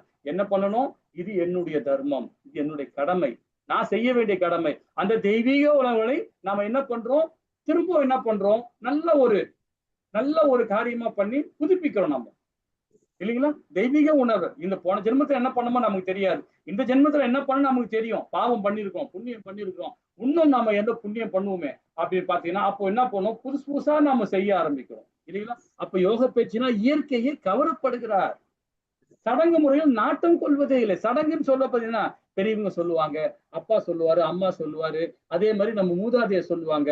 அவங்கெல்லாம் ஒரு சராசரி மனுஷன் தான், எல்லாருமே மனுஷன் தான். மனுஷங்க தவறு சகஜம் தானே இல்லைங்களா? யாரோ ஒருத்தர் ஒரு தவறு பண்ணிட்டாருன்னு வச்சுங்களேன், அவர் பிள்ளைய அவர் தவறான வழி, ஆனா அந்த காலகட்டத்துக்கு அது சரியா இருந்திருக்கும் அவங்க காலகட்டம். இப்ப நான் ஒரு சடங்கு செய்யறேன், அதாவது சாஸ்திரங்களே இல்லாத ஒரு சடங்கு நான் பண்றேன், வீட்டுல வச்சு நான் பண்றேன், என் பிள்ளைகளும் என் மனைவியிலும் வச்சுட்டு நான் பண்றதை என் குழந்தைகள் என்ன பாக்குறாங்க. சரி ஓகே, அப்பா வந்து ஒரு ஞானியா இருக்கிறார், ஒரு பகவத்கீதை படிச்சிருக்கிறார், ஒரு காரியம் செய்யறாரு, அவர் செஞ்ச காரியம் நல்ல காரியம் தான், ஆனா செய்யற காரியம் தவறான காரியம், வேத சாஸ்திரங்கள் சொல்லப்படாத காரியம், ஆனா நான் செஞ்சுட்டேன். ஆனா என் பிள்ளைகள் என்ன பண்ணுவாங்க, அதை பார்ப்பாங்க, அதை பார்த்துட்டு அவங்க ஜெனரேஷன் என்ன பண்ணுவாங்க, அவங்க அந்த செயலை செய்வாங்க. அப்போ அவங்க பிள்ளைகள் என்ன பண்ணுவாங்க, எக்ஸ்ட்ரா ஒண்ணு ஏத்தி செய்வாங்க, இல்ல ஒண்ணு இறக்கி செய்வாங்க. அப்ப அவங்க பிள்ளைகள் இப்படிதான் வழிமுறை தாண்டி மாறி மாறி மாறி போகும். மனுஷங்கள் தவறு தான். ஆனா வேதம் என்னைக்குமே ஒரே நிலைதான். ஒரே நிலைதான். வேதம் என்னைக்குமே மாற்றம் இருக்காது. அந்த நாலு ஆச்சாரிகள் இருக்காங்க இல்லையா? ராமானுஜ ஆச்சாரியா அதாவது பாத்தீங்கன்னா ராமானுஜ ஆச்சாரியர் என்ன கொடுக்கிறார் ஞானம், அதுதான் உயர்ந்த ஞானம். மத்வாச்சாரி என்ன ஞானம் கொடுக்கிறார், அதுதான் உயர்ந்த ஞானம். விஷ்ணுசாமி என்ன ஞானம் கொடுக்கிறார், அந்த ஞானம் தான் உயர்ந்த ஞானம். சனத்குமார ஆச்சாரிகள் என்ன சொல்றாங்களோ அதுதான் உயர்ந்த ஞானம். இந்த 4 ஆச்சாரிகள் கொடுக்கிற அந்த வேதங்கள்ல மாத்திரம் தான் படிக்கணும். ரோட்ல போறவன், உட்காடுறவன், போறவன், கண்டவன், எழுதுறவன் இதெல்லாம் தயவு செய்து வாங்கி படிக்காது. தயவு செய்து வாங்கி படிக்க. ஏன்னா அவங்களும் ஒரு சராசரி மனுஷன் தான். புரியுதுங்களா? அப்போ யோக பயிற்சியை இயற்கையாக கவரணும். அந்த சடங்கு முறைகளை நாட்டம் கொள்வதில்லை. வீட்டுல சொல்லுவாங்க இந்த சடங்கு நீ பண்ணி ஆகணும்னு, அந்த சட்டத்துல இருக்காது. வேதசாஸ்திரத்துல இருக்காது. அந்த உபநேசங்கள் இருக்காது. அதை நாம ஃபாலோ பண்ணிக்கிட்டே இருப்போம். ஃபாலோ பண்றதுனால நமக்கு என்ன ஆகுது, அடுத்த தலைமுறை அது பாழடைஞ்சு போகுது இல்லைங்களா? அப்போ பக்குவமடைய கடினமாக உழைக்கிறார். எப்படிப்பட்ட கடினமாக? நம்ம வேத சாஸ்திரம் என்ன சொல்லப்பட்டது அதை கண்டிப்பாக அதை நம்ம எடுத்து நாம புதுப்பிக்கணும் இல்லைங்களா? ஹரே கிருஷ்ணா. சரி, இப்ப 45வது பதம் என்ன சொல்றது பாப்போமா? சரி, இது வரைக்கும் நீங்க படிச்சீங்க. அதாவது ஆரம்ப கட்ட பக்தர், முதிர்ச்சி அடைஞ்ச பக்தர். அதாவது பாத்தீங்கன்னா ஆரம்ப கட்ட பக்தருக்கும் முதிர்ச்சி அடைஞ்ச பக்தருக்கும் உள்ள வேற்றுமை பார்த்துட்டோம். இப்போ எந்த இடத்துல எந்த பிறவி போறாங்க, திருப்பி விளக்கம் கொடுங்க பாப்போம். ஹரே கிருஷ்ணா. हरे कृष्ण प्रभुजी। प्रयत्नात् यदमानस्तु योगी संसिद्ध ஹரே கிருஷ்ணா. கொஞ்சம் வெயிட் பண்ணுங்க, நான் கேள்வி கேட்டிருக்கேன், அது கொஞ்சம் விளக்கம் சொல்றேன். ஹரே கிருஷ்ணா மாதாஜி பிரபு. இப்ப நாம எந்த ஸ்லோகத்திலிருந்து படிச்சோம்? 41ல இருந்து 45வது பதம் வரைக்கும் இல்லைங்களா? 45வது பதம் வரைக்கும், 44வது பதம் வரைக்கும் இது நம்ம படிச்சோம். வெற்றி அடையாத யோகி அப்படின்னு சொல்லி அது 2 பிரிவா, ஆரம்ப கட்ட பக்தர், முதிர்ச்சி அடைஞ்ச பக்தர். இவங்க 2 பேரும் எந்த லோகத்துக்கு போறாங்க, போன இடத்துல என்ன கிடைக்குது, திரும்பவும் என்ன பண்றாங்க அப்படின்னு உங்களுக்கு தெரிஞ்சதை இப்ப நம்ம படிச்சது வரைக்கும் நீங்க விளக்கம் கொடுத்தா போதும். உங்களோட புரிதலுக்காக கேட்கிறேன். இப்ப கேட்டீங்களா பிரபு? பிரபு மாதிரி சொல்லட்டும். இல்ல நீங்க சொல்லுங்க, அப்புறம் மற்றவங்க சொல்லுங்க. மாதாஜி சொல்லுங்க.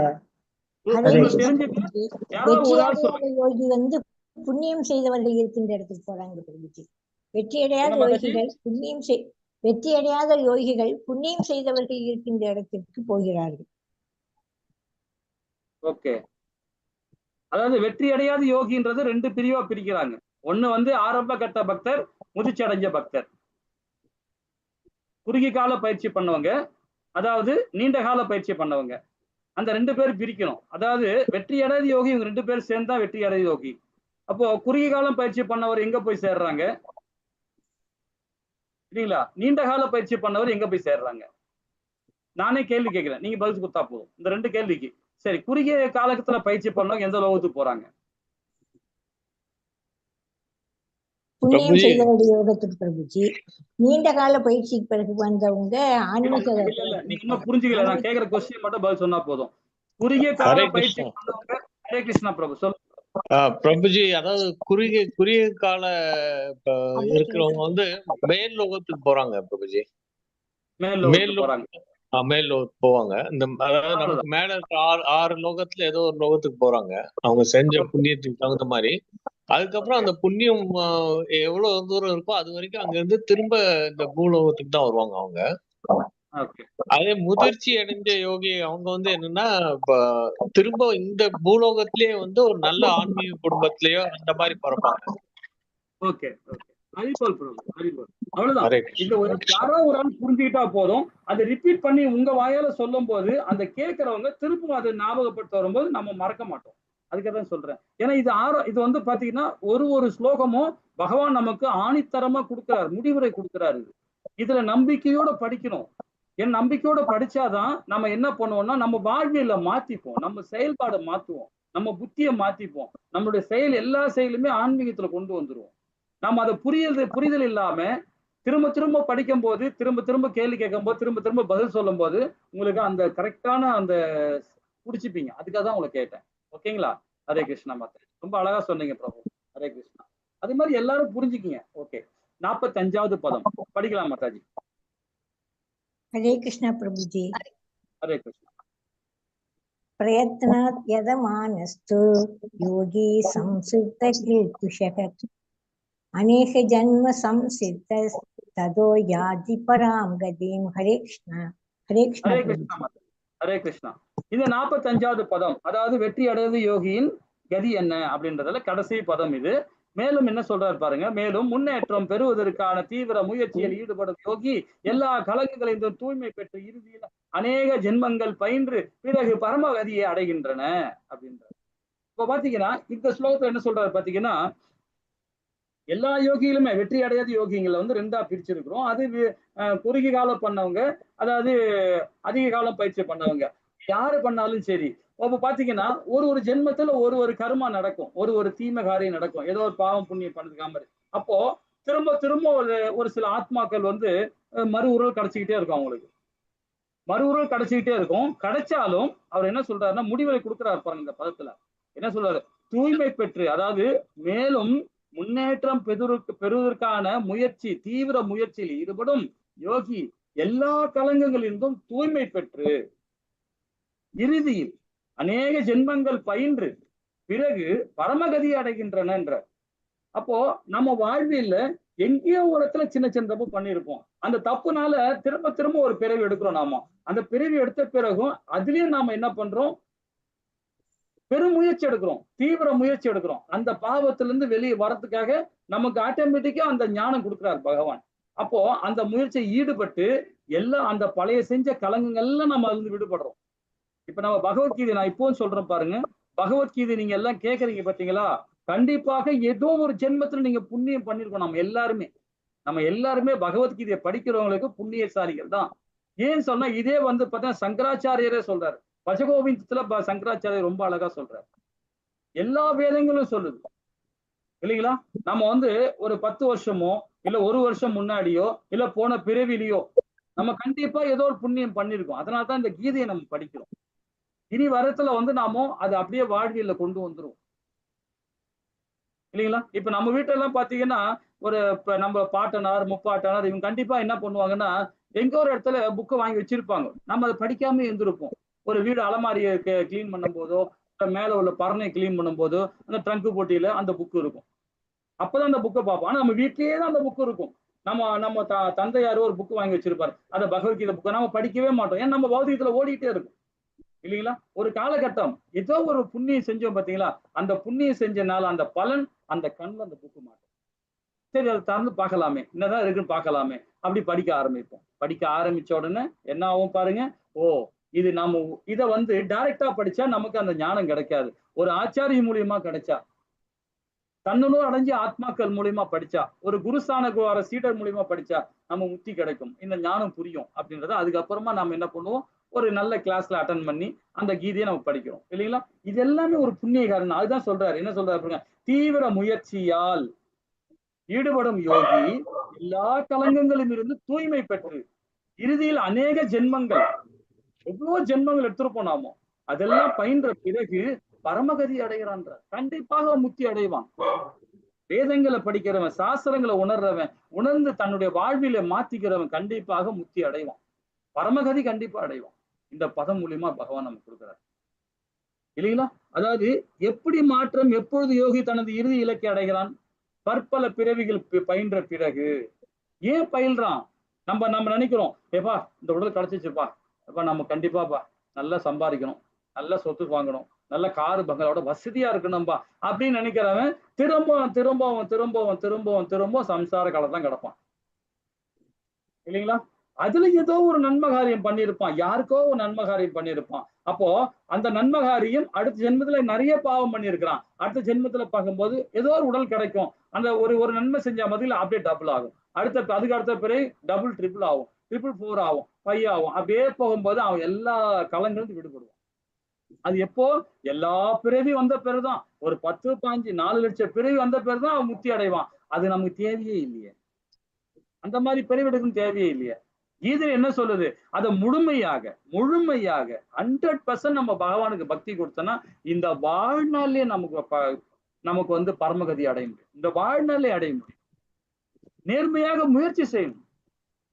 இந்த வாழ்நாளே அடைய முடியும். 100% பகவான் இந்த 18 அத்தியாயத்துல கொடுக்கிறார், விடிவுரை கொடுக்கிறார், முடிவுரை கொடுக்கிறார். அழகா அனைத்து கலங்களும் தூய்மை அடைந்த பிறகுதான் முக்தி கிடைக்கும் நம்ம, இல்லைங்களா? ஹரே கிருஷ்ணா.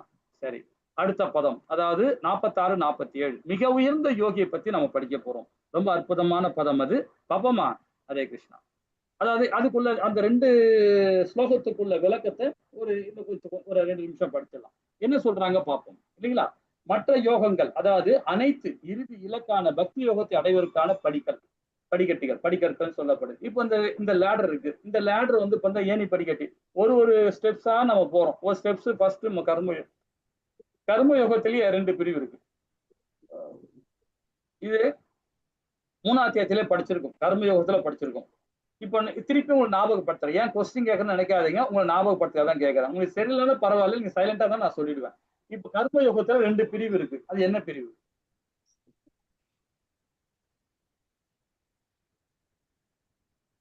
கர்ம யோகத்துல 2 பிரிவு இருக்கு. நீங்க லெவல் 1ல படிச்சிருப்பீங்க, 12ஆம் அத்தியாயத்துல படிச்சிருப்பீங்க. அதே மாதிரி 3ஆம் அத்தியாயத்திலயும் படிச்சிருப்பீங்க. நிஷ்காம கர்மயோகம், சகாம கர்மயோகமா பிரபுஜி? ஹரிபோல் பிரபு, ஹரிபோல். எல்லா கிளாஸ் பண்ணுங்க. ஏன்னா கர்ம யோகத்துல நிஷ்காம கர்மயோகம், சகாம கர்ம யோகத்தை பக்தி கொடுக்கணும், இல்லைங்களா? அது ஒரு கர்மகாண்டத்துல கர்ம யோகத்துல நம்ம இது பக்தி கொடுக்கிறோம். அது நம்ம கொடுக்கணும்னு அவசியமே இல்லை.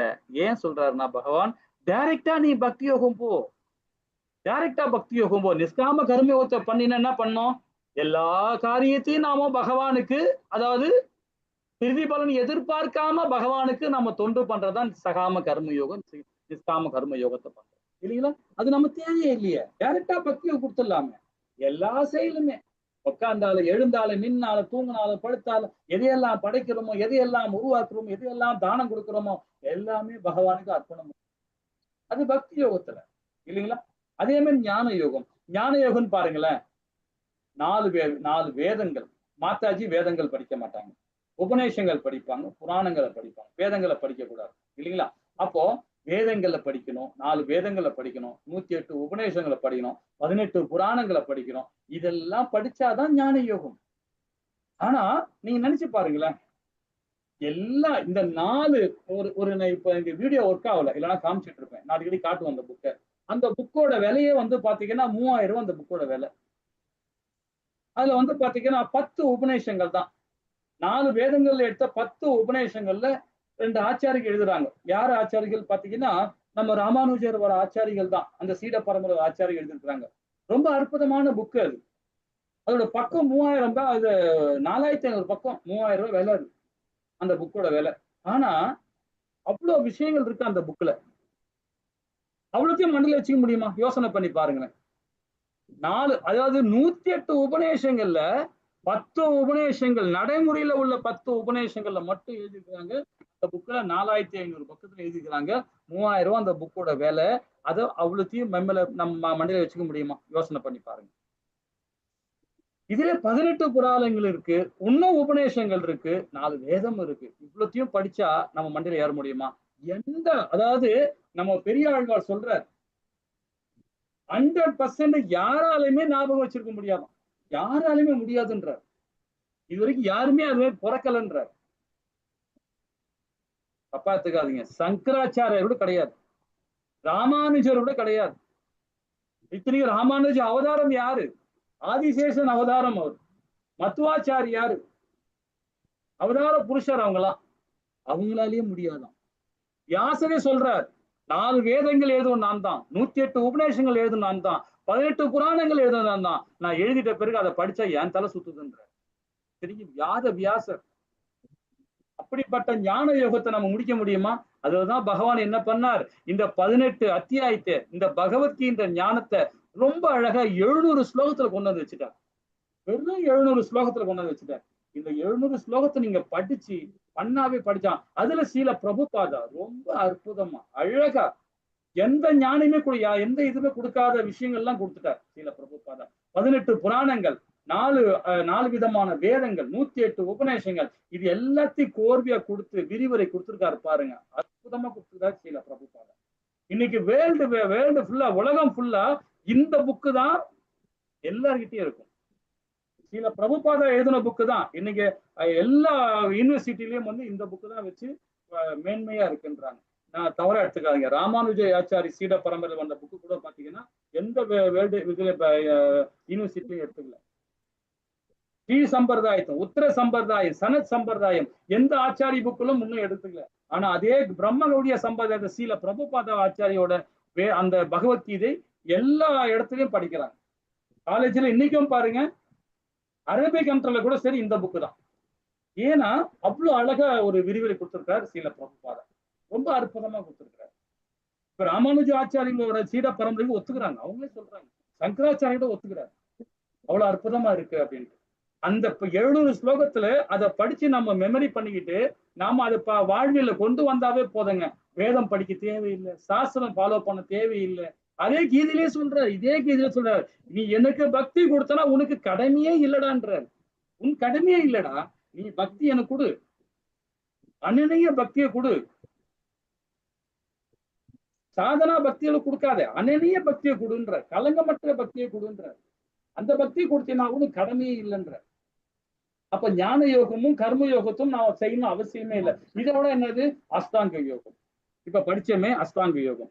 இந்த அஷ்டாங்க யோகத்தை நாம செயல்பட தேவையே இல்லை. நமக்கு அது உட்கார்ந்த இடத்துலயே அழகா சிரமமா உட்காந்துக்கிட்டு கீழே ஒரு கிளாத்தை போட்டு ஒரு சின்ன பாய் வாங்கி வச்சுங்க, நல்ல ஸ்கொயரா நம்ம உட்கார அளவு ஒரு பாய் வாங்கி கடையில விற்கிது, யோகா பண்றவங்களாம் கிடைச்சிருப்பாங்க. அந்த பாயை கீழே வச்சுக்கிட்டு அழகா சிரமமா உட்காந்துக்கிட்டு பயபக்தியோட பகவான ரூபத்துல, பகவானுடைய வைபவத்துல, அவருடைய லீலைய மெமரி பண்ணுங்க. அவருடைய அப்படியே மைண்ட்ல வச்சுங்க. மைண்ட்ல வச்சுன்னு ஹரே கிருஷ்ணா மகாமந்திரம் சொல்லி பாருங்களேன்.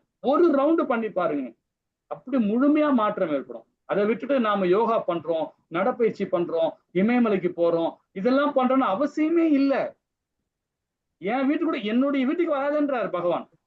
என் கோயிலுக்கு நீ வராத, நீ ஏன் வர? தேவையில்லை, நான் தான் உனக்குள்ளே இருக்கனே, நீ வீட்டுக்குள்ளேயே இரு, பக்தியை கொடு போதும். யாத்திரா நீ வரணும் அவசியமே இல்லை. உனக்கு உடல் ஆரோக்கியமா இருக்கா? யாத்திராவா தொண்டு பண்ணு. உனக்கு உடல் சுகம் இல்லையா, வர முடியலையா, வீட்டிலேயே இரு, இந்த பக்தி கொடு, வீட கோவிலாக்குன்ற. அப்ப அஷ்டாங்க யோகமும் தேவையில்லை, கர்மயோகம் தேவையில்லை, ஞான யோகம் தேவையில்லை, அஷ்டாங்க யோகம் தேவையில்லை.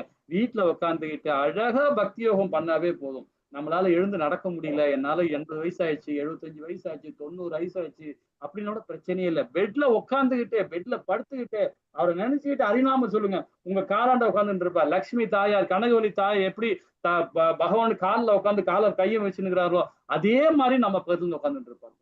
இது உண்மை. இது பகவானே திருவாயால சொன்னது. யாருக்கிட்ட சொன்னது தெரியுங்களா? உத்தவ கீதையில சொல்லியிருக்காரு பகவான். நான் தொண்டு பண்றேன், ஏன் என்னுடைய அம்சம் அவன் அப்படின்றார். எனக்கு எப்படிலாம் பக்தி கொடுக்குறானோ அதுக்கு பலன் கொடுக்குறேன்றார் பகவான். அப்ப அதுக்கு ஏத்த மாதிரி நம்ம பக்தி கொடுக்கணும் இல்லைங்களா? பக்தி யோகம் தான் சிறந்தது. ஒரு ஸ்டெப்பா நம்ம போகணும் அவசியமே இல்லை. இத பத்தி நிறைய உபநேசங்களை கொடுத்துருக்குறாங்க, நிறைய வேதங்களை கொடுத்துருக்குறாங்க. இதெல்லாம் இதோட சாராம்சம் பாருங்க. நிறைய நம்ம படிக்கலாம், பின்னாடி நிறைய வரும். இது எல்லாமே பாருங்க சத்தியம். அதாவது இது நிறைய படிக்க போறோம் இனிமேல் தான். அது சத்திய யுகத்துல எப்படிலாம் நம்ம தியானம் பண்ணோம், அதே மாதிரி திராத யுகத்துல எப்படிலாம் பண்ணாங்க, துவார யுகத்துல என்ன மாதிரிலாம் பக்தி கொடுத்தாங்க, அப்புறம் கலியுகத்துல என்ன பண்ணணும், பக்தி கொடுக்கணும், அது இந்த கலியுகத்துல எப்படி நாம நடைமுறை, இது என்னென்ன சாஸ்திரங்கள் எங்க சொல்லப்பட்டிருக்கு, வேத குறிப்புல எங்கெல்லாம் கொடுக்கப்பட்டிருக்கு, இதெல்லாம் நம்ம பின்னாடி படிப்போம். இதெல்லாம் எடுத்து வச்சிருக்கேன் நான். எப்போ இதே ஸ்ரீமத் பாகவதம் 5500 வருஷத்துக்கு முன்னாடி எழுதின பாகவதம் 12வது காலத்துல 3வது அத்தியாயத்துல 51வது ஸ்லோகத்தை சொல்லப்பட்டிருக்காங்க. இந்த கலிகாலத்துல ஹரே கிருஷ்ணா மகாமந்திரம் தான் உத்தம நிலைன்றார் இல்லைங்களா? இதெல்லாம் பின்னாடி படிக்கலாம். சரி, நாம இன்னைக்கு இந்த இதை படிப்போம் இல்லைங்களா? அப்போ இந்த மாதிரி ஒரு ஸ்டெப்பா போறதுக்கு டைரக்டா பக்தி யோகம். அதுதான் இந்த ஸ்லோகத்துல பகவான் ரொம்ப அழகா விரிவுரை கொடுக்குறார். 46, 47 பதம் ரொம்ப இம்பார்ட்டன்ட் பதம் அது இல்லைங்களா? அப்ப என்ன சொல்றாரு? எப்பொழுதும் எண்ணில் நினைத்துன்றார். ரொம்ப சிம்பிளா சொல்றாரு பாருங்க பகவான். நீ ஏன் என் கோயிலுக்கு வரவேதா? நீ வராத, வீட்டிலே இரு. நீ எப்போ எது செய்யறியோ, ஒரு பொருளை தூக்குறியா, கிருஷ்ணா சொல்லி தூக்கு. ஒரு பொருளை கீழே வைக்கிறியா, கோவிந்தா சொல்லி கீழே வைங்க. எந்த ஒரு செயல் பண்ணாலும் கிருஷ்ணன் என்ன நினைன்ற, எப்பொழுதுமே எண்ணில் நினைத்து அப்படின்ற, எந்த செயலுமே நினைத்து தன்னுள் என்னை எண்ணின்ற, தன்னை தன்னுள் என்னை எண்ணி அப்படின்ற இல்லைங்களா. நம்ம எந்த செயல் செஞ்சாலும் சரி பகவான் செய்யும் போது பாத்தீங்கன்னா நம்ம கண்டிப்பாக முக்தி கிடைக்கும் இல்லைங்களா. ரொம்ப பக்தி கொடுப்போம். ஹரே கிருஷ்ணா மாதாஜி, கொஞ்சம் மியூட் பண்ணீங்க. ஹரே கிருஷ்ணா. அப்ப நம்ம பூர்ணமா நம்ம பக்தி கிடைக்கும் இல்லைங்களா. இப்ப இந்த இடத்த சொல்றப்ப எனது அன்பு தொண்டில் ஈடுபடுகின்றனர். பகவானுக்கு நம்ம வீட்லயே வந்து பாத்தீங்கன்னா ஒரு சின்ன விக்கிரகம், இது எப்படி பாருங்க, லட்டு கோபால் ரொம்ப அழகா படுத்துக்கிட்டு உட்காருவார். அவருக்கு அழகழகா நம்ம அலங்காரம் பண்ணலாம். எப்படி பாருங்க, ஒரு நாளைக்கு திராட்சை மாலை போடலாம், ஒரு நாளைக்கு உலர்ந்த திராட்சையில போடலாம், ஒரு நாளைக்கு பேரிச்சம்பழத்துல போடலாம், ஒரு நாளைக்கு ஒரு மாலை. அது என்ன சிம்பிளா எத்தனை அந்த லட்டு கோபாலுக்கு வந்து அவர் என்ன எவ்வளவு ஹைட் இருப்பாரு, குறைஞ்சது பாத்தீங்கன்னா ஒரு 3 இன்ச்சு 4 இன்ச்சு தான் இருப்பார். அழகா வீட்டுல உட்காந்துக்கலாம். ஒரு பாத்திரம், ஒரு சில்வர் இந்த பாத்திரம், காப்பர் பாத்திரம் வாங்கி வச்சுங்க, பாத்திரம் வாங்கி வச்சுட்டு அதுல தட்டை போட்டு லட்டு கோபால உட்கார வச்சிங்க, உட்கார வச்சுட்டு அழகா சிம்பிளா செய்யலாம். அது என்ன செலவா போகுது, ஒரு 50 ரூபா கூட ஆகாது. ஒரு 1/4 கிலோ திராட்சை வாய்ந்தா போதும். அழகா வச்சுட்டு கொஞ்சம் போல பால் அபிஷேகம் பண்ணி விளையாடி பாருங்களேன், கிட்டவே இருப்பார். நம்மளை சுத்தி நம்மளே வந்துட்டு இருப்பார். எங்கேயுமே போக மாட்டார், நம்மளை சுடவே இருப்பார். அன்பு தொண்டு செய்யணும், வீட்டுல இருந்துகிட்டே செய்யணும். இதுதான் அனநிய பக்தி. அழகா பால் அபிஷேகம் பண்ணலாம், அழகா நெய் அபிஷேகம் பண்ணலாம், தயிர் அபிஷேகம் பண்ணலாம், இளநீர் அபிஷேகம் பண்ணலாம். அந்த அபிஷேகம் பண்ணி குடிச்சு பாருங்களேன், அப்படி ஒரு மாற்றம் கிடைக்கும். லட்டு கோபால வச்சுங்க, லட்டு கோபால வச்சுட்டு அவர் எப்பெல்லாம் நீங்க உங்களுக்கு எப்பெல்லாம் டைம் பாஸ் மாதிரி விளையாடலாம் அவர்கிட்ட. சில மாதாஜி எல்லாம் பாத்தீங்கன்னா, நான் இப்போ இது நடந்த சம்பவம் இப்ப இல்ல, 2021 நாங்க பிருந்தாவனம் போயிருக்கோம். பிருந்தாவனம் போயிருக்கும் போது எல்லாம் குரூப்போட தான் போயிருந்தோம். ஒரு 450-500 பேர் நாங்க போனோம். அப்ப நாங்க இருக்கிற ரூம்ல, கெஸ்ட் ஹவுஸ்ல நாங்க ரூம்ல தங்கி இருக்கிறோம். எங்களுக்கு எதிர்த்த ரூம்ல ஒரு ஃபேமிலி தங்கி இருக்கிறாங்க. அப்போ நாங்க வந்துட்டு இருக்கோம், எங்க குரூப் கொஞ்சம் வந்துட்டு இருக்காங்க. அந்த குரூப் அந்த இப்ப தங்கி இருக்கிற குரூப்ல வந்து அவங்க அலாட் பண்ணி கொடுத்துக்கிறாங்க நம்ம குரூப்ல, நம்மளோட ஆளுங்க. ஆனா அந்த குரூப் அந்த பழைய ஆளுங்க அந்த காலி பண்ணாம வச்சுட்டு இருக்காங்க. அப்ப நான் போய் பார்க்க போனேன். சரி, இவங்க காலையில 10 மணிக்கு வர போறாங்க, ஆனா அவங்க 9 மணிக்கெல்லாம் நாங்க ரூம் வெக்கேட் பண்ணி கொடுத்துறோம் அப்படி சொல்லியிருக்காங்க. சரி கொடுக்க போறாங்க, நம்ம 8 மணிக்கா போய் ஞாபகப்படுத்தலான்னு அப்படி போனா 2 பெட்டு போட்டிருக்காங்க. 2 பெட்டு தனித்தனியா பிரிச்சுருக்காங்க. 2 பெட்லயும் பிரிச்சுட்டு இந்த சைடுல ராதை, இந்த சைடுல பகவான் கிருஷ்ணர். 2 பேருமே லட்டு கோபால் லட்டு ராதா. 2 பேருமே லட்டு கோபால் லட்டு ராதா. ரொம்ப அழகா அற்புதமா இந்த பாக்குறீங்க இதே மாதிரி விக்கிரகம் வச்சிருக்காங்க. பெட்ல படுத்துட்டு இருக்காங்க. அந்த பெட்ல படுத்துட்டு இருக்காங்க 2 பெட். 2 இதுலயும் ராதையும் படுத்துக்கிறாங்க, அவங்களும் கிருஷ்ணரும் படுத்துட்டு இருக்காங்க, லட்டு கோபாலும் படுத்துட்டு இருக்காரு. அவங்களுக்கு அலங்காரம் பண்ணி படுக்க வச்சிருக்காங்க. இவங்க 2 பேரும் கீழே படுத்துட்டு இருக்காங்க. புருஷன் பொண்டாட்டி 2 பேரும் கீழே படுத்துட்டு இருக்காங்க. பெட்ல படுக்காம கீழே படுத்துட்டு இருக்காங்க. அதுக்கப்புறம் நான் வந்து தட்டின உடனே திறந்து பார்த்த உடனே, இல்லைங்க ரூம் வெக்கேட் பண்ணோம். இதோ பண்ணிடலாம் பிரபு அப்படின்னு சொன்னாங்க. நாங்க வந்து எங்களுக்கு வந்து 9 மணிலாம் நாங்க ரூம் வெக்கேட் பண்ணி காலி பண்ணி கொடுத்துறோம் அப்படின்னு. அப்போ லட்டு கோபாலையும் லட்டு ராதையும் பார்த்த உடனே அங்க இருந்து பார்த்துக்கிட்டே இருக்கேன் நான். அவ்வளவு அற்புதமா அலங்காரம் பண்ணி இருக்கிறாங்க. எங்க கோவிலுக்கு வந்த பிறகு யாத்திரைக்கு வந்திருக்கிறாங்க. அப்போ அவங்க எல்லாம் முடிச்சுட்டு, அவங்க எல்லாம் ஸ்நானம் எல்லாம் குளிச்சு முடிச்சுட்டு அப்புறம் வந்து ரெஸ்ட் எடுத்துட்டு வெளியே வரும்போது நான் கேட்கிறேன், என்னங்க வீட்டுல வச்சு இந்த விக்கிரத்தை இங்க கொண்டாந்துருக்கீங்களேன்னு. ஏங்க நான் வீட்டுல வச்சுட்டு 4 நாள் ஆகுங்க. எங்க வீடு ராஜஸ்தான், நாங்க ராஜஸ்தான்ல இருக்கிறோம். நாங்க இப்ப மதுரா வந்திருக்கோம். 4 நாள் ராதையன் பகவான் அங்க இருந்தாலும் அவங்களுக்கு பசிக்காது.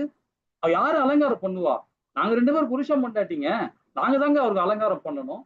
அதனால நாங்க கொண்டு வந்துட்டோம். எங்க கூடவே குழந்தை மாதிரி நாங்க வச்சுக்கணும். அந்த அம்மா தூக்கி மடியில வச்சுக்கிறாங்க 2 குழந்தையும். இந்த சைட்ல ஒரு லட்டு, இந்த சைட்ல ஒரு லட்டு தூக்கி வச்சுக்கிட்டாங்க. ராதை ஒரு பக்கம், பகவான் ஒரு பக்கம் தூக்கி வச்சுக்கிட்டு அப்படியே போய் ஆட்டோல உட்காடுறாங்க, ஆட்டோல ஏறுறாங்க. அந்த ஆட்டோல ஏறும்போது பாருங்க, இன்னும் அற்புதம் பாருங்க. அந்த ஆட்டோ மேல, அந்த ஆட்டோ ஷீட்ல வந்து ஒரு கிளாத்தை போட்டு அது பக்கத்துல லட்டையும் சரி 2 லட்டையும் உட்கார வைக்கிறாங்க. லட்டு கோபால் லட்டு அதையும் உட்கார வைக்கிறாங்க. உட்கார வச்சுட்டு அதுக்கப்புறம் அந்த தாய் உட்காடுறாங்க சைடுல. ஆட்டோல அந்த வீட்டுல உள்ள கணவர் என்ன பண்ணாரு, ஆட்டோ டிரைவர் சீட்ல போய் உட்கார்றாரு. டிரைவர் சீட்டை ஒடுக்கி உட்காந்துருக்காரு. அவ்வளோ பிரேம பக்தி கொடுக்குறாங்க பகவானுக்கு. ஏன்னா வந்துன்னா நாங்க 4 நாள் வந்துருவோங்க. 4 நாள் பகவானுக்கு பசிக்கும். 4 நாள் யாரு அலங்காரம் பண்ணுவா? அவர் யாரை குளிப்பாட்டுவா? யாரை தொடச்சு விடுவா? அவருக்கு நாங்க தானே பண்ணி ஆகணும். எப்படி பகவானுக்கு பிரேம பக்தி கொடுக்குறாங்க பாருங்க. இதுதான் அனநிய பக்தி. கலங்கமற்ற பக்தி. அவங்க 100 வருஷம் இல்ல 1000 வருஷம் வரைக்கும் வாழ்வாங்க. அடுத்த ஜென்மம் கண்டிப்பா அவங்களுக்கு முக்தி தான் அவங்களுக்கு, இல்லைங்களா? அந்த மாதிரி மோக பக்தி இல்லாம பிரேம பக்தி கொடுக்கணும். எந்த ஒரு எதிர்பார்ப்பு இல்லாம பக்தி கொடுக்கணும் பகவானுக்கு. அது அன்பு தொண்டில் ஈடுபடுகின்றன, இல்லைங்களா? ஹரே கிருஷ்ணா. இது மாதிரி நிறைய பார்க்கலாம். மதுராலயம் பிருந்தாவனத்திலையும் நிறைய பார்க்கலாம். எங்க பார்த்தாலும் இடுப்பு வச்சுக்கும் போவாங்க கோயில்ல. ஏன்னா அங்க வந்து சொல்லுவாங்க, அவங்க சொல்லுவாங்க, ராதே இங்கதானே நீங்க லீலை பண்ணீங்க, கிருஷ்ணா நீங்க தான் லீலை பண்ணீங்க, எங்க மடியில உட்கார வச்சுக்கிட்ட. காளிங்கன் பண்ணிருப்பார் பகவான், பாம்பு மேல உட்காந்து காளிங்கன் பண்றாருங்களா, அங்க நின்று ஒரு மாத்தை சொல்றாங்க, இங்கதானே பண்ண கிருஷ்ணா, இங்கதானே பண்ணீங்க, இங்க அந்த இடத்துல காட்டுறாங்க, கை வச்சு காட்டுறாங்க. சோ இந்த மாதிரி எல்லாம் அந்த இடத்துல போய் அவங்களுக்கு ஞாபகப்படுத்துறாங்க பகவானுக்கு. அவங்க ஞாபகப்படுத்துறாங்க இல்லையோ, அவங்க அதுல முத்தி அந்த அதுல அப்படியே ஐக்கியம் ஆயிட்டாங்க, இல்லைங்களா? பக்தி யோகம் தான் மிக உயர்ந்த யோகம். அஷ்டாங்க யோகம் தேவையில்லை, கர்ம யோகம் தேவையில்லை, ஞான யோகம் தேவையில்லை, பக்தி யோகம் தான் உயர்ந்தது.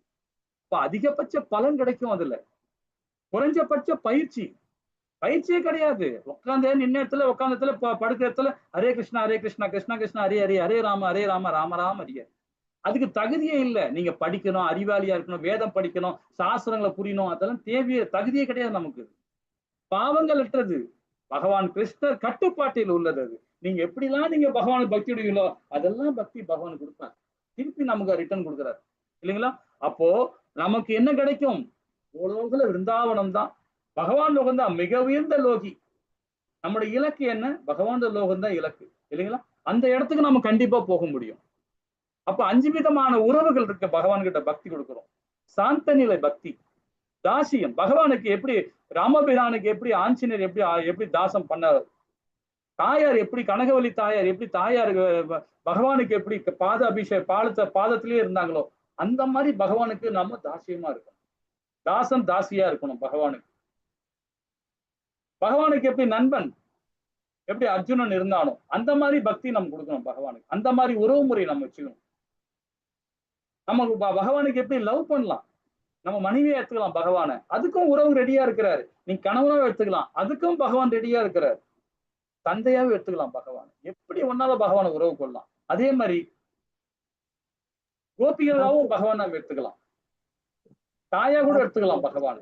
இந்த மாதிரி 5 விதமான உறவு முறையை பகவானுக்கு நம்ம கொடுக்கணும், இல்லைங்களா? வாடா கிருஷ்ணா, உட்காருவா கிருஷ்ணா வந்து உட்காருவார், கண்டிப்பா உட்காருவார். வந்து பின்னாடி நம்மளை பார்த்துக்கிட்டே இருப்பார். பகவத்கீதையை படிக்கும் போதும், வேதங்களை படிக்கும் போதும், உபநேசங்களை படிக்கும் போதும் சரி, பகவான் ஹரிநாமத்தை சொல்ல போது சப்பளங்களை போட்டு கையில வச்சு கண்ணத்துல கை வச்சு பார்த்துக்கிட்டே இருப்பார். இது வேதங்களை சொல்லப்பட்டிருக்காங்க. ஹரே கிருஷ்ணா. இப்ப 46வது பக்கத்துல என்ன சொல்ல வராங்க பாப்போமா? ஹரே கிருஷ்ணா மக்கள். ஹரே கிருஷ்ணா பிரபு. ஹரே கிருஷ்ணா. தபஸ்விப்யோதிகோ யோகி ஞானிப்யோ மதோதிகः கர்மிப்யசாதிகோ யோகி தஸ்மாத் யோகி பவார்ஜுன. ஹரே கிருஷ்ணா பிரபு. ஹரே கிருஷ்ணா. தவம் புரியவன் ஞானி மற்றும் பலனை எதிர்பார்த்து செயல்படுவனுக்கு காட்டிலும் யோகி சிறந்தவனாவான். எனவே அர்ஜுனா எல்லா சூழ்நிலையிலும் யோகியாக இருப்பாயாக என்றார். அதாவது யோகி என்ன பண்றான்? எந்த பலனையும் எதிர்பார்க்காம பகவானுக்கு அனைனையும் தொண்டு பண்ணுவான். எந்த தொண்டு அவன் வந்து பாத்தீங்கன்னா இது பண்ணணும். இப்ப தவம் புரியறான் ஒருத்தன், எதுக்கு தவம் புரியணும் கேட்டு பாருங்களேன். நான் பகவான் ஹரிபக்தியோட செஞ்சு பகவான் லோகத்துக்கு போறேன் அப்படின்னுவான். ஆனா அதே ஞானி, அதே கர்ம யோகி பலனை எதிர்பார்க்கவே மாட்டான். இது என்னுடைய கடமை, இது என்னுடைய தர்மம்னு சொல்லிட்டு செய்வான், சரிங்களா? அப்ப தவம் புரிபவன் ஞானி மற்றும் பலனை எதிர்பார்த்து செயல்படுவனை காட்டிலும் யோகி சிறந்தவன், மிக சிறந்தவன் ஆவான். எனவே அர்ஜுனா எல்லா சூழ்நிலையிலும் யோகியாக இருப்பாயாக அப்படின்றார், சரிங்களா? அப்ப எப்படி இருக்கணும் பாருங்க. நாம் பகவானுக்கு அர்ஜுன மாற்றம் அல்ல, பகவத்கீதையை பயிலும் நாம் அனைவரும் தான்ற பகவான். இந்த பகவத்கீதை யாரெல்லாம் படிக்கிறாங்களோ, யாரெல்லாம் கேட்கிறாங்களோ, அதுக்கப்புறம் தன்னுடைய செயல்ல, தன்னுடைய வாழ்வியல்ல கொண்டு வராங்களோ, உத்தம கதி அடைய முடியுன்றார் பகவான். உத்தம கதி அடைய முடியும். இது அர்ஜுனுக்கு மாத்தம் அல்ல, நமக்கு எல்லாருக்கும் தான். நம்ம கேட்கறவங்களுக்கு, படிக்கிறவங்களுக்கு, அது செயல்ல கொண்டு வரவங்களுக்கு எல்லாருக்குமே தான். அதான் பெரியவங்க சொல்லுவாங்க இல்லையா, இல்லைங்களா? எண்ணமும் சரி செயலும் ஒன்னா இருக்கணும். எண்ணம் என்ன? இப்ப பகவத்கீதையை படிக்கிறோம், கேட்கிறோம். செயல் நம்ம செயல்ல கொண்டு வரணும். அந்த ரெண்டுமே எண்ணம் செயலும் ஒன்னா இருந்தாதான் பூர்ணம்.